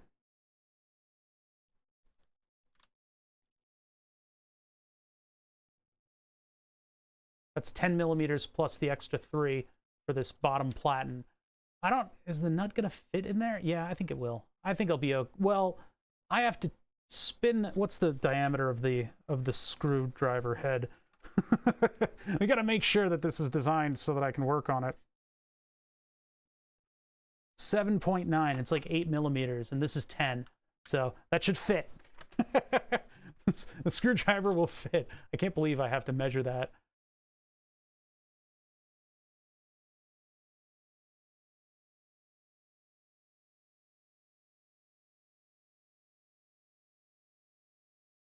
Beautiful. I want to soften up any of the other edges. Not really. I don't really need to. I mean, I don't like that that's square, so let's put a little decorative chamfering in there.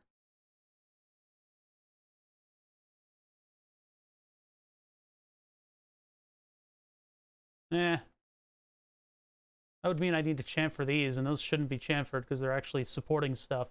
I guess I'll just leave those. What a weird thing I've just created. What a very weird thing. Okay, we got to deal with this one too. 3 millimeters is not going to be enough to hide a fastener, actually. So, problem with this is that fundamentally this is going to rock back and forth. So how do I deal with that? 3 millimeters is all that I get.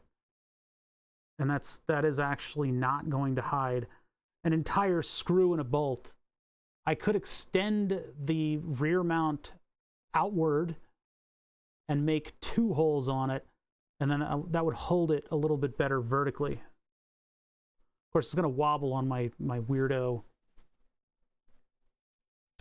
DIN rail supplement anyway. Maybe it'll just be wobbly. Maybe that's its fate in life.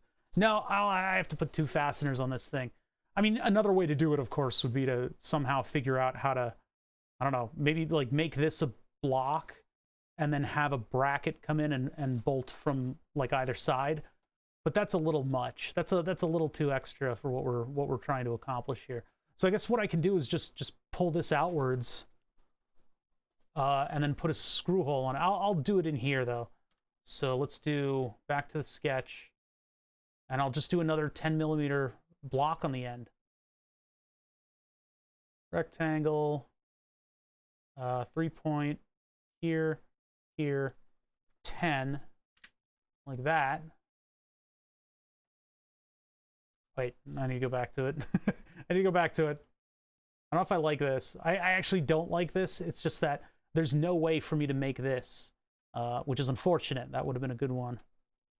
Print 2 parts and screw it in the middle. Nah. I mean, if I really wanted to, I guess I could print this whole thing on supports, which is never a good scene with PETG. If I print this whole thing on supports, then I could do just like a nub in the middle that would then index it on the extrusion rail. That would probably be a good way to do it, to be honest. But I don't want this wide area printing on supported material. And if I don't have the wide support, because like this piece is crucial, that this prints right. Actually, what happens when that gets pushed out to the left? I guess that I can adjust where the rail is for that. But having 2 bolts on this side somewhat stabilizes it. I just feel like maybe I could have a hole here and I could put like a grub screw through, or I could make another piece of plastic that indexes the rail. Okay, let's do that. And Control Z myself out of this. Yeah, I'll have a piece that fits into the bottom that will index the rail properly. So what we'll do is we'll do well, what is the width of the rail? Luckily, we have rail sitting right here. What is that width?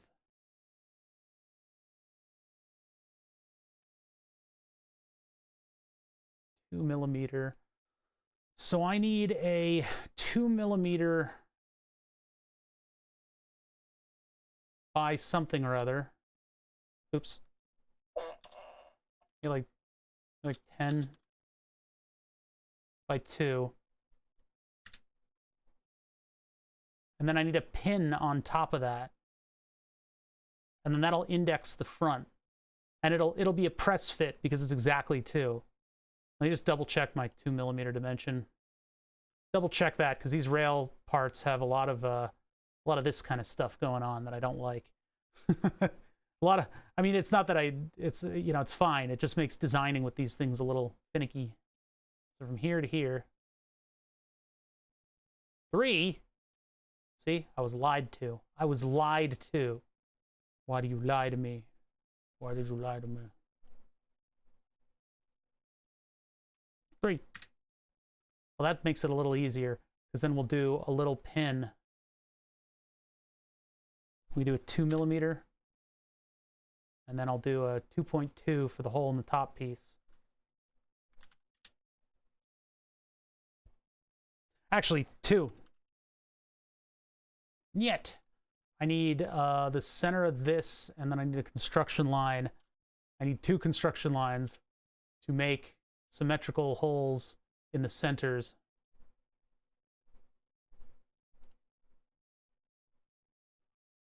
Without measuring anything. So if I feel like extending these will stay kind of in the middle.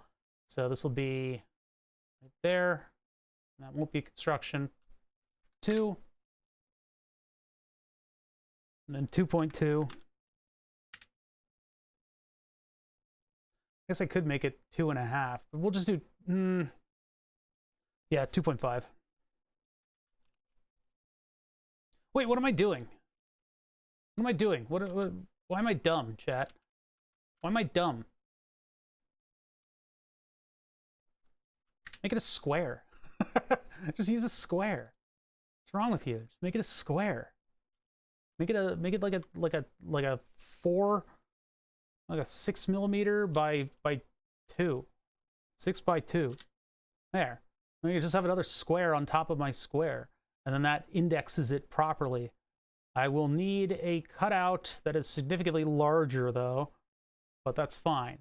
It doesn't leave a lot of lip over here, but then I'll just do an outside on that, and we'll make it 0.4, 0.3. 0.3 should be enough.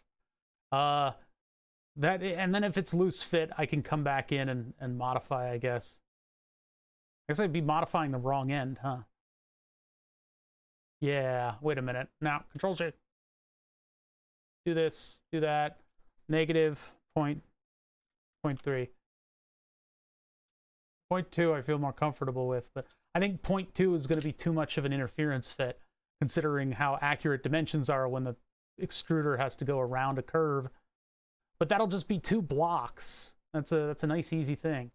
So finish that sketch, and then wherever we extrude this thing, here, that's not the right one. That'll be this one. I'm going to deselect my outer radius.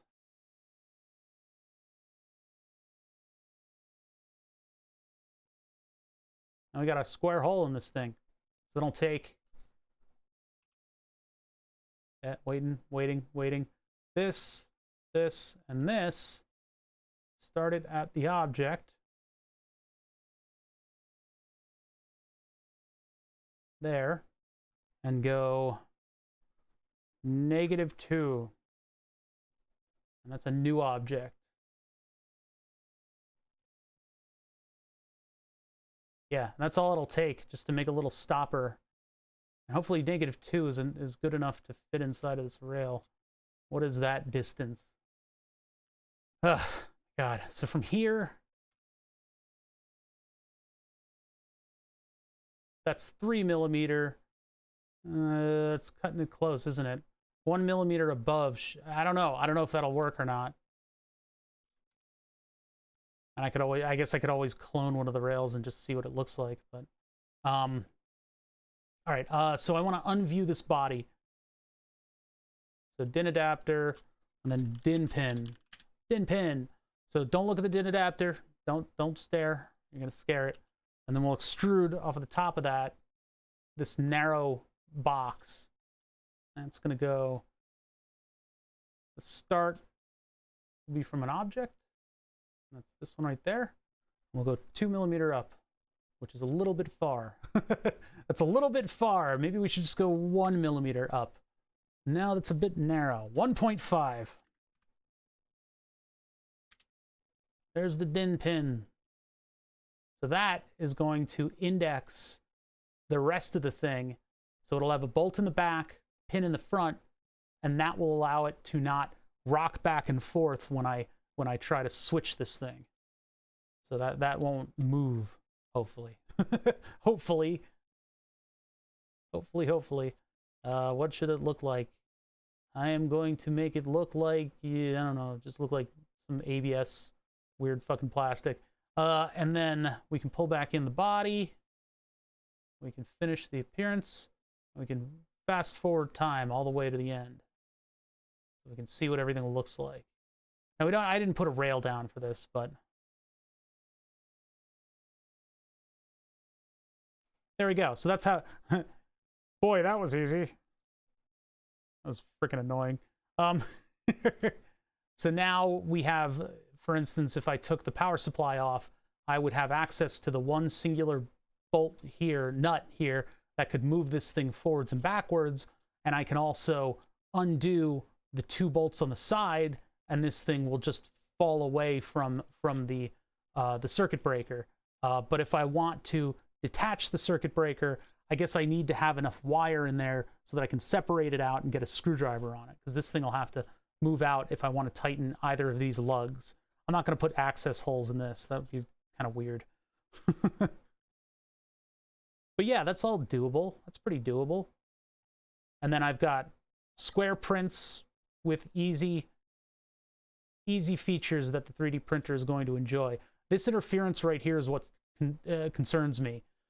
This interference right here might mean that I need to offset the output hole. Oh wait, no, but this, okay, so what would happen is these are the parts that slide on this thing. So there's one part that slides in and out and puts pressure on the other part of the rail. I'm not a huge fan of this design, but that part right there that we're looking at, that's the part that moves, and this is the part that's stationary. And I decided to do kind of a weird angle so that it would print more easily, which now that it's printing on its side, I guess it would be okay. But yeah, this will print really easy and have good dimensions now. It'll be strong in that axis, but it will push this relay downwards. Fortunately, though, the rail that it is going to mount on is movable. It could just slide up and down this rail, so that should be okay. It doesn't really have a flat backing, just because the plastic that's up on the wall will have wiggle room in it, which is good. So yeah, this will look pretty cool when it's done. Let's hear. Collapse, and then look at these. Those are supposed to be 1 unit, whatever. All right, so we've done quite a few little modifications throughout, and I think our hardware design is pretty good at this point. I have a bunch of objects that I need to reprint, in order to make this work properly, so that we have a view from the outside of our circuit breaker.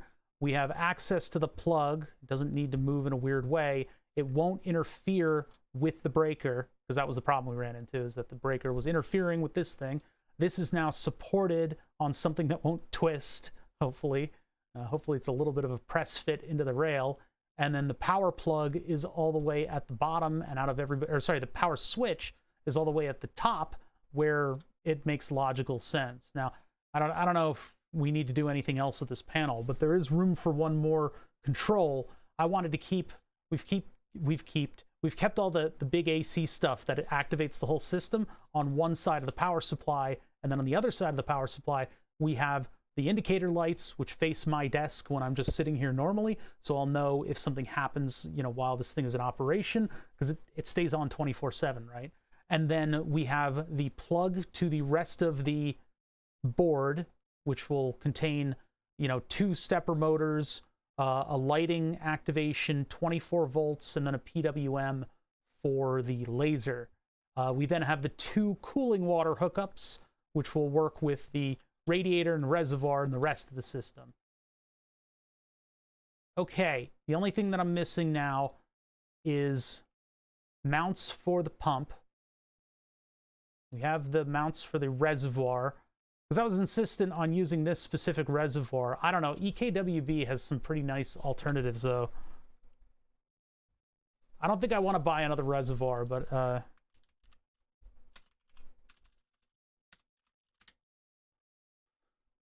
looking at these fancy designer ones, I'm tempted. Look at this thing. Hold on. I have one of these reservoirs for the other for the streaming PC, but boop boop boop. They have this whole series of like wooden water cooling stuff,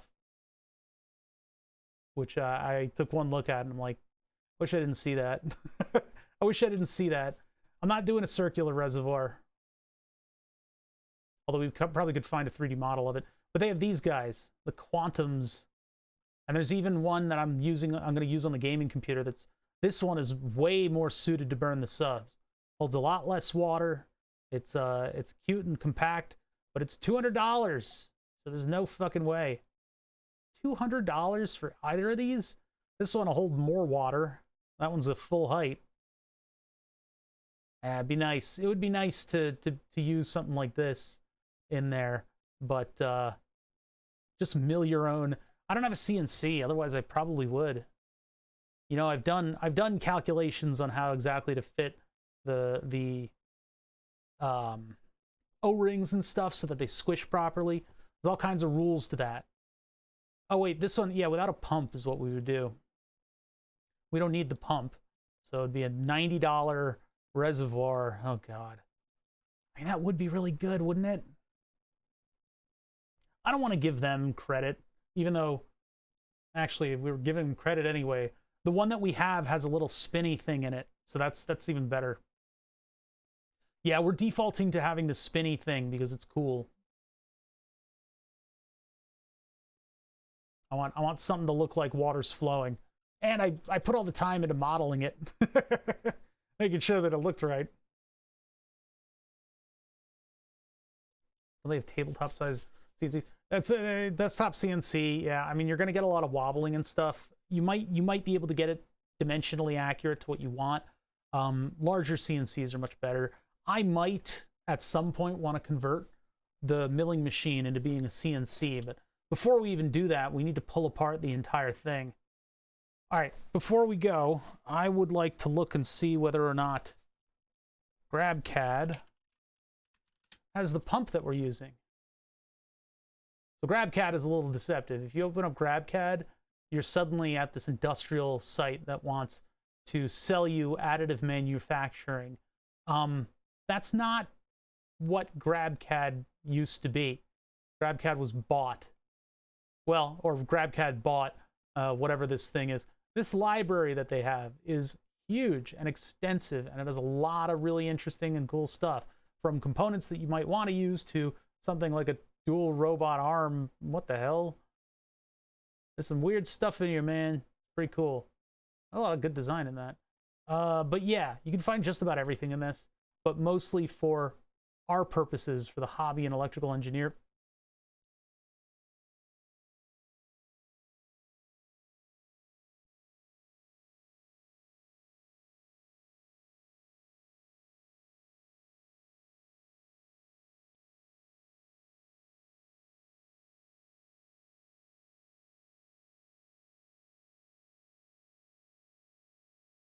Let's get the hell away from that.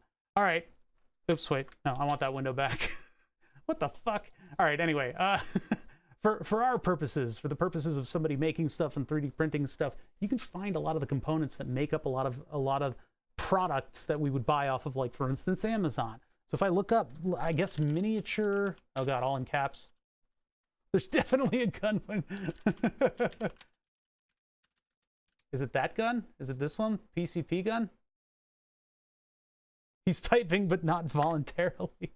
He froze like that one day, and we've never been able to get him to move since. It's a phenomenon. Pomp miniature... What? No. So we're fast running out of... Like, this is not necessarily something that we'd be able to find. If I do 12-volt pump... I'm trying to find the specific pump that we have, and it's not this typical shape. It's a... this one. This is the one that we were able to get to pump material all the way out and through the long tube that leads to the laser. Now, this isn't a terribly complicated shape. I could make this pretty easily. I just want to see if somebody has spent the time and the effort to make this pump. It's not all that uncommon. Who makes this? Brushless DC pump model DC30A-1230. It's possible that it also is at McMaster Car, but I don't know about that. I don't know if we can search directly the model number, but I just looked up 12-volt pump, and I actually have a couple of these ones. I probably should have tried using this one first, to be honest. I have a couple of these that I use a high temperature one in the brewing pot in order to swirl the water around. Milkshake maker. I don't want that. This one looks close. We'll take a look at that one. Amphibious brushless. Cool. I love it when page 2 button works. I have to use the arrow. That's weird. Facet Duralift? No. That one's weird. Nope, nope, nope. Sometimes you hope that when you buy a generic product, it's something that somebody has had the same problem you have with and that they don't have. I have to click on the 3 for page 3. Page 2, I had to click on the arrow. Page 3, I had to click on the number. I think that was it. I think I just found it. Because these are too square. But that one might... Giant Electric? Oh. Maybe that's just the company. That one looks close too. This one also looks close. You see that? There's like tons. Okay. Okay, page 4 is going to make me click on the arrow. I have to go back and forth. I have to reciprocate which one I'm clicking on. That one looks close. Okay, so that's it. From 12-volt... they all say brushless, and that's what's written on the pump too. So that one's looking a little bit square, but it is close to what we have. But if we design the edges based on this one, I don't think they'll quite fit.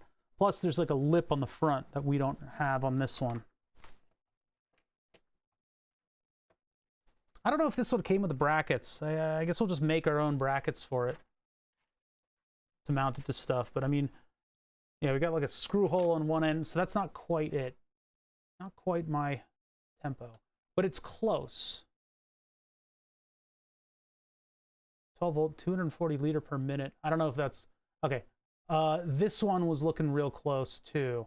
Nope, that is 3 suction cups on the bottom. That we don't have. And the output power connector is in a weird... That's the output. No, that's not it. What is that one? 121 IoT. Is that calling me an idiot?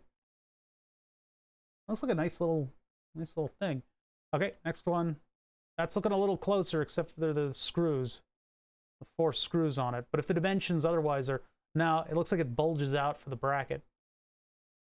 That one looks like exactly the thing that we have. With the power coming out. Nope, not quite the same part of the power. But it is...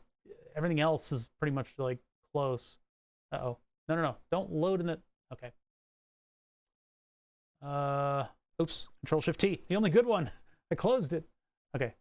There's this one. 8x17. A small waterproof pump. Waterproof. Sorry, a small water pump. Waterproof. Show more. Please check my blog. No. 33, 34, 28. Hut hike. So that would be calipers. Then we get the pump. This is what we look at. 33, 40, 24, 34, 28, 25.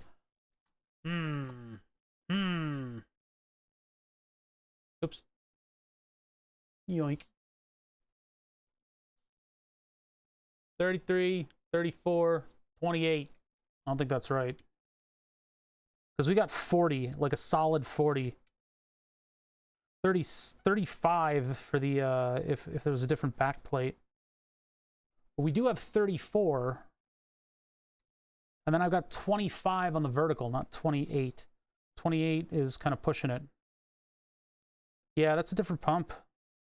It's like a weirdly different pump. It's very similar, though. Very similar. And the question is, could I bridge the similarity between the two just by extending stuff?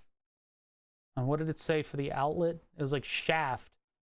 What is shaft? They're 8mm, and the depth is 17.8. So this is very, very close, and I think I could probably pull off like a press pull on one of the sides. That would give us the ability, and I don't have this bracket anymore. That's the thing, is I don't have the bracket. So what that would do is it would allow us to position the pump and then design a bracket around it that could press it down, the bracket that I threw out. So this one is approved. We'll move this over, but it's going to require a little bit of work. Let's vet out these other ones and make sure that they're not going to work. Okay, thanks for all the information. Damn it. Dr. Plugger, hey, 37 months of Prime. I cannot believe you. Thank you. Thank you for supporting me for this amount of time. I appreciate that very greatly. I wish we could get dimensions off of these things so that I could actually measure what this thing is. Because, like, this could look exactly like the pump that I have sitting in front of me, but it could also be, like, 40% larger. Like, it's impossible. Hell. I don't know. GrabCAD in their 3D viewer, I think maybe I could measure with that. I've never tried it before. I'll try in a minute. But first, let me just see. I want to figure out, who's this again? ZKS, brushless DC. 12 volts, 240, 4.8 watts. 12 volts, 240, 4.8 watts. This one is 12 volt, 1230, 3.6. So yeah, this is a larger one. 240 liter per hour, though. I think that's about the same. Yeah, 240 liter per hour. This one says 4.8. This one's 3.6. It's like a slightly different. Let's see if we can measure it, though. Hold on, I gotta find my OBS window. Move that over. Go to dish. And then we'll go to the... Oh, product link. Heating mattress. AliExpress. Yes, a lot of AliExpress. They have the dimensions. 55, 34, 41. So that's much, a bit larger. Because ours is 40, 25, 35. 40, 25, 35. So the 55 doesn't work. 40, 25, 35. So nope, rejected.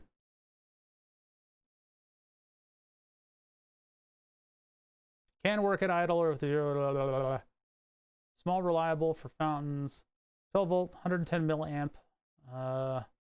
We don't have any other information about it. But it also has suction cups and a little... That's right, this one's a totally different design. Oh boy, we're really weeding them down, aren't we? This one is a little simplistic, but I'll use it. Production brushless DC pump, solid through Amazon, size with the purpose to take apart modeling basic centrifugal pump. Specs. 12 volt, 4.8 watts. That sounds about right. 300 centimeter H max. I don't have any light over here. 3.0 meter. I don't know if that... Q max 240 liter per hour. I think this is the exact pump. Except that one has 4 screw holes on it, which is a little confusing. I guess they just wanted to model the interior, and we don't need that. We just need the exterior. Let's, can I load... Can I get a witness? Can I load this in the 3D viewer? Wait, it doesn't... No.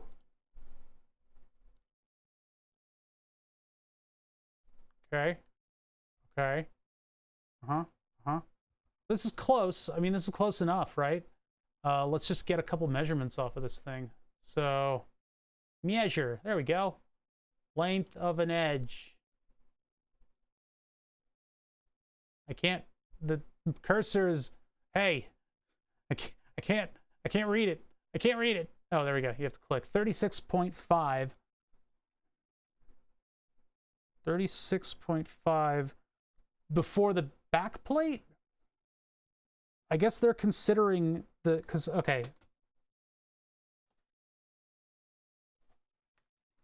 Because this right here,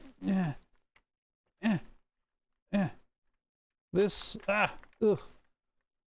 this to this, to the plate here, is 36.5, right? But, like, the plate's on the back, and this guy made it a screw thing on the front. I don't know. It seems pretty accurate, though. Let's do some of the other dimensions. So, I don't know. I want max to max. I don't know if this will do it, though. Distance between faces here and here. 0.75 milli. That doesn't strike me as.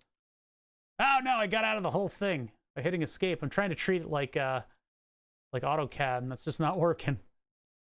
I could just download it and then put it into AutoCAD to measure it. That's what I really want. All right, so what's the height here?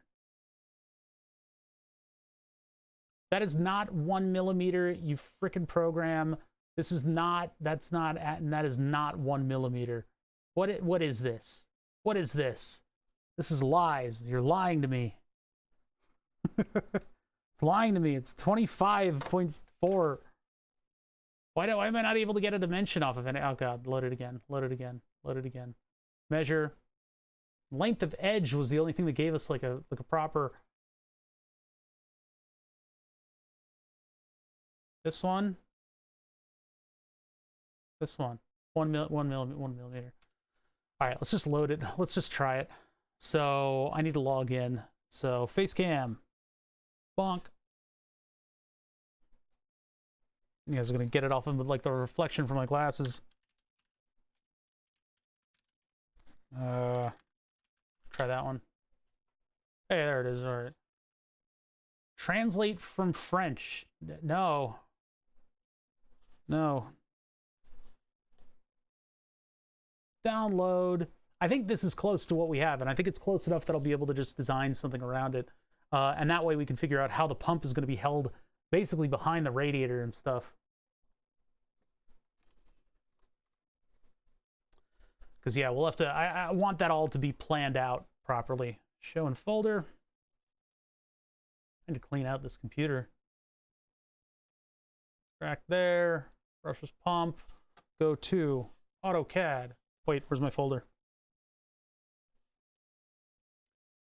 Brushless DC pump. Oh my god, there's so much stuff.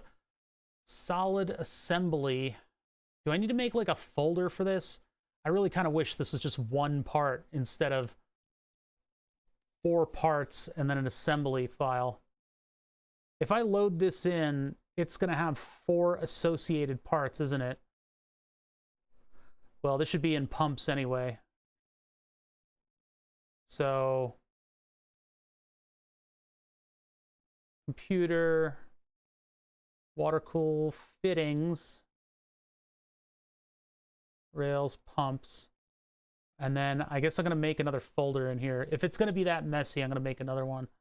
New folder, 12 volt, Amazon, no, 12 volt, what is this thing called?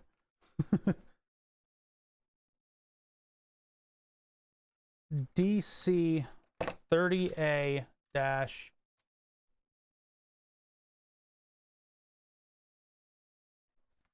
1230.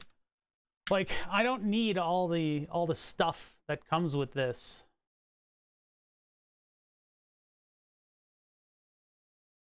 Please select the reference parts and sub-assemblies. Ugh. What a mess.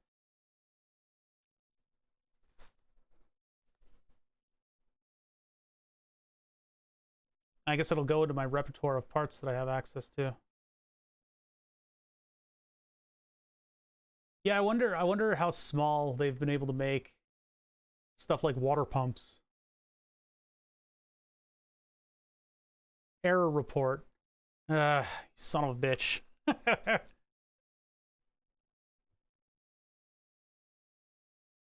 Okay. I guess still uploading all the stuff. And this is basically all I need. I don't need all the stuff to this. Oh, it looks like it couldn't reconcile the colors. I'll just make the outside faces black plastic. Is that matte? I need gloss. What is this one? Oh, that's already in the design. So yeah, bodies and components. We'll just bloop, remove, bloop. There you go. We got a warning about the appearance. Doesn't matter. Okay, there he is. And then I guess, oh yeah, those are supposed to be separate, but whatever. What do we have in here for metal? I'll just do the faces, and I'll just do that. Where's that face? Where's the face? Oh, I missed it. I missed it. I gotta do it manually. I gotta zoom in. Of course, the one that the cable that comes out of the one that we have is just one big solid cable, so that's whatever. It's just slightly different, is all. But this should dimensionally be about the same. Let me see if I can get an actual measurement now. So from here to here, inches, 0.75. Why is this thing an inch? Why is it an inch? Change it over to inch. I got 1 point. Wait, this one's the wrong fit. It's no, I did those two. It says 0.75. I got 1.3 on this one. So something is not. Damn it! I put all that effort into importing this thing, and it's the wrong thing. It's the wrong dimensions. It looks just about right. Actually, where is that measuring from, though? Yeah, it looks like it's actually kind of confused about what it's measuring. I don't know why. I hope this doesn't, like, break the rest of the drawing. 1 inch. Or even inch. Why? I need to go to the pull-down menu. I know I can fix that. 1.004. So yeah, that's accurate. I think this is the pump that we have. I'm going to go up to the document settings and put units into millimeter. Ah, so much better. I feel free. It's just going from this to this is always the wrong. That says 20 millimeters, and I think we got like 30, 35. Yeah, 34.2. So I don't think that's accurate. I don't think that's accurate. I don't think that's measuring the right stuff. One says 19. It says 19.05 twice. Why is that so broken? Well, what if I do here to here? Nah, it's still broken as shit. Why is that weird? Take maybe this point and go to this point. There we go. 29. I guess I could see that working out. Is there a center point on this face? No. What I want is the... I guess I would have to make a sketch. Yeah, this one says 29, and then there's like a circle and some weird thing. I guess that's the interior for the impeller and stuff. I don't know. Very strange that it's not giving me a maximum area from outside to outside. But okay, this looks like it's the right thing. So we got our pump. Got our pump on. That's funny. It only imported that, and then I've just got an error report about probably the appearances. I want to load this whole thing. Just what does it say? The file being copied does not exist. Okay? Okay. Oh, that's weird. That's a weird one. Yeah, I could do 2 planes and then measure the distance there, but I'm a little bit more I am a little bit more confident in the part. Sorry.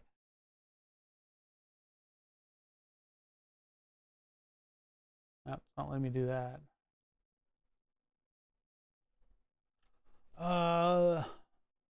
Plane, tangent to face a point, plane through 2 edges, mid-plane, tangent plane. Tangent plane there. Does this go down to bottom? Go down to origin?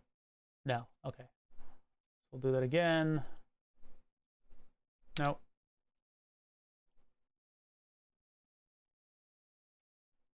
and then I can measure that and that.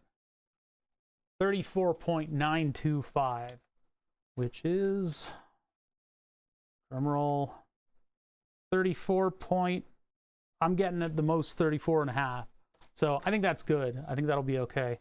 Might need, you know, our parts might need a little bit of massaging in order to get it to fit properly, but, and then I'm going to Control Z these things out of here and actually move this up a directory because it doesn't have all the parts with it. It's just one big file. So that will go into pumps.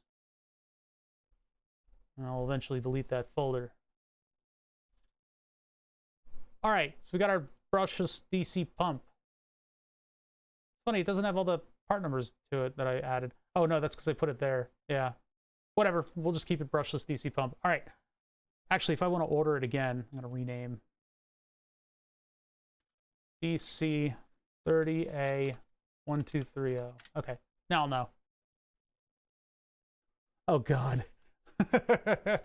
Start simulating all that. No, I'm throwing up in my mouth a little bit. Let's see. Back to the step where I import everything. Running out of screen space. I need to get rid of this pump, which is unfortunately probably permanently married to the rest of this project. So this one right here. Oh wait, I need to, sorry, I'm in a position command. Get out of the position, get out of there. Open the doors, get them out of there. Your men are already dead. Ah! Oh God, come on, man. There we go. Okay, and then find this part and nuke it. Bonk.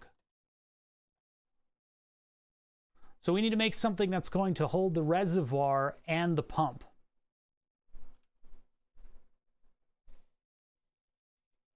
And if I had any sense of logic on this project, I probably would have spaced out all of the invention of these various solids, because I could have each step, the reservoir, the radiator, the control box, the power supply, each one of those could have been a block.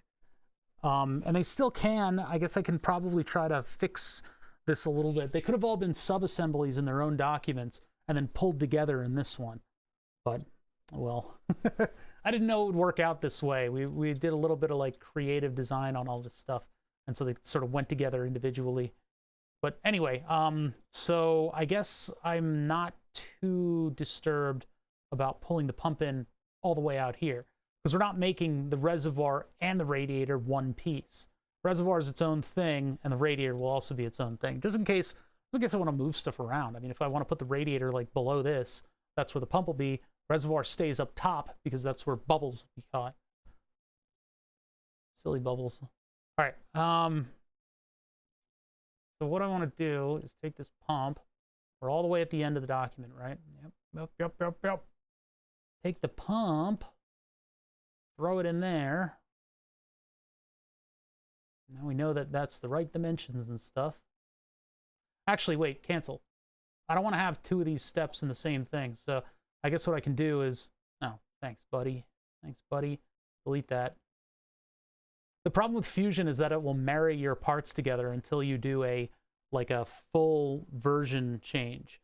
Because you can't delete the old, like for instance, this pump, the Bringmart JT160, I cannot get it out of, I can't delete it out of my files. It is permanently in this project, depending on the version that you go to. Even though I rewound the timeline, it's in the previous versions. And so it's stuck. It's stuck with this document until I do a full, whatever, upload in progress. Failed. Okay, well, we have the model here, so it doesn't matter. So bring this guy. Oh, wait, no. Don't bring it in. Don't bring it in. Go to this step. Or wait, go before this step. There we go. Now I'm going to bring this in.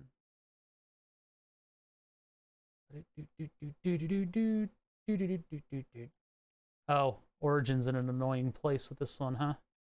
So let's see. This one, I don't remember where it ended up. It ended up like attached directly to part of it. But from here, I can figure out where exactly I want it to be facing and everything. By going back into this step, we have it in here. That's the important part.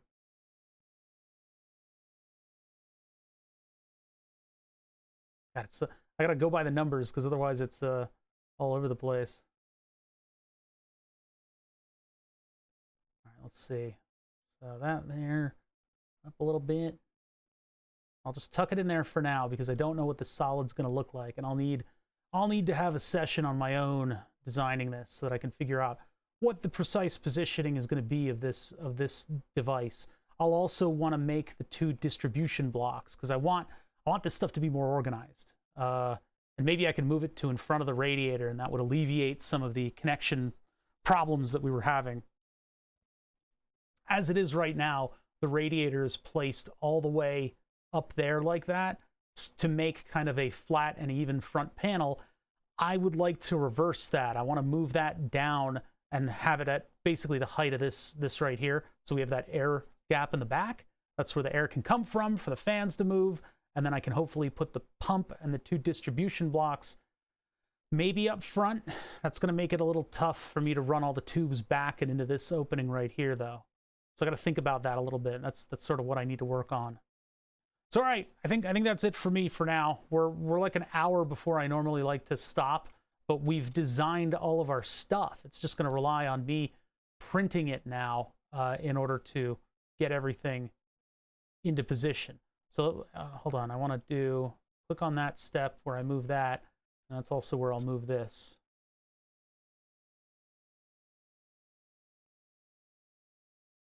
I'll just move it there, and that'll log that. Okay. Okay, cool. So now when I want to go back and move stuff, I'm going to go back to this step, move it into place, make a sketch, extrude the solids. Yeah. Yeah, the origin fixing is it would be a nice thing for people to do at the end. It's hard to complain because it's all free, you know. All I need to do, you know, I've been trying to remember to give people thumbs ups for good models. I would probably throw this person a thumbs up for sure, but some of the models that I've gotten off of GrabCAD especially have been brilliantly put together and have, you know, all the correct dimensions on it. I mean, for Christ's sake, I took a half-size power supply. All I had to do was open up the data sheet, and now I've got a representation of sort of what's there. This is the, you know, I can trust that at least these lugs are going to be in just about the right position, and if I get the height right, I can make a panel that's going to sit right on top of this piece here and protect all the stuff. But I mean, the fact that I can just go online and find somebody else's model of something as complex as a flat pack, something as complex and weird and rare as a Vicor flat pack power supply, that's amazing. That's sort of the advantage of GrabCAD, and if it ever becomes a paid service, I'm gonna cry, because it's the reason that most of our 3D designs come together so well. Otherwise, you would be seeing a whole lot of things in this drawing that would look like this. It would just be this big blank open shell that just represents the outer dimensions of a thing. That's generally how I used to operate in the past. But now we've got other people who are better at this making all these models. We'd have models from the company directly, and then we'd also have, you know, like, these are GrabCAD. This one back here is GrabCAD. This one's from Noratake. That one's directly from the company.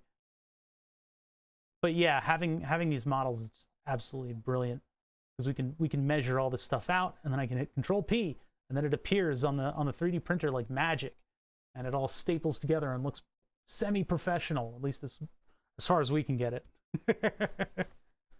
If they ever do something to like try to further monetize GrabCAD, I'm gonna be so angry and sad. It's a good thing we don't have, like, you know, billionaires buying up these things and monetizing them. Oh wait, oh shit, oh shit. All right, I don't have anything else to do. We've gotten pretty far with this, a lot further than I thought we'd get in a lot less time. This power supply is mounted and it's good.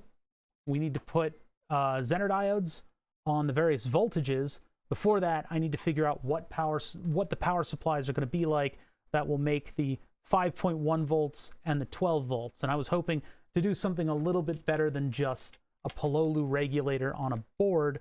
It might just come down to a Pololu regulator on a board, in which case I'll have to figure out where we're going to mount that board. It might be behind the circuit breaker or something, but we have enough stuff. I mean, we moved the circuit breaker to the side, And so I have enough stuff that I'm going to be very busy printing tomorrow, unless my car parts come in which case I'm prioritizing fixing my car. It's needed a bit of love for some time now, chat, like most of us. So I'm going to prioritize that, but then I'll be working on printing these parts out. In the meantime, trying to rein in some of this mess as well. And then I have the puppy to go play with. So I'm going to go play with a puppy. And you guys aren't, because it's my puppy. Anyway, I will catch you guys next time I stream, which is going to be on Thursday. I have a whole end card that I can put in here. Bada bing. Oh, wait, no, I'm not actually not thanking the follows. I appreciate your follows, though. That was preemptive. Usually do that when I stop stream. There's the end card. 1 day, 20 hours, 3 minutes, and 8 seconds. Unless I am totally and completely like broadsided by the vaccine. I'm getting the vaccine tomorrow morning, both of them at once. So if I get broadsided by vaccine, I will not be here on Thursday. We'll just all be on the Discord, and I'll be catatonic. But I don't suspect it'll be too bad. Until then, I will catch you guys later. I'll be on Discord. That's where I hang out. I don't use Twitter as much lately, and a lot of people aren't either. They're dropping like flies out there. I think for the weird, what do you call it? The weird engineering and sort of, art side of Twitter is still all right. I don't care that much about celebrities, but we'll see where things go, because I don't know what kind of a... It's like the discoverability and the interaction with people that I wouldn't expect. For instance, PyroEsp follows a bunch of like creators and makers, and then he also jumped over to Trinamic and said, hey, Bothers was having trouble with his driver, and Trinamic was like, oh, cool, this guy broadcasts, let's send him a bunch of stuff. Like, that was cool. That was really, really awesome of Trinamic to do, to just, kind of reach out. And Twitter made that possible, but I hope the whole platform doesn't collapse, because that kind of alternative stuff is what I'm there for. I don't use it a whole lot. I'll post something about a project every now and then. I'm not there for people impersonating celebrities and then crybaby celebrities kicking them. So, I don't know. It's a weird situation. Anyway, let's not wax political about that stuff. I'm back on Thursday. I'll be on Discord until then. Catch me there, unless you don't feel like it. In which case, fine. You know what? Fine. Just, it's fine. It's fine. It's totally, you don't have to.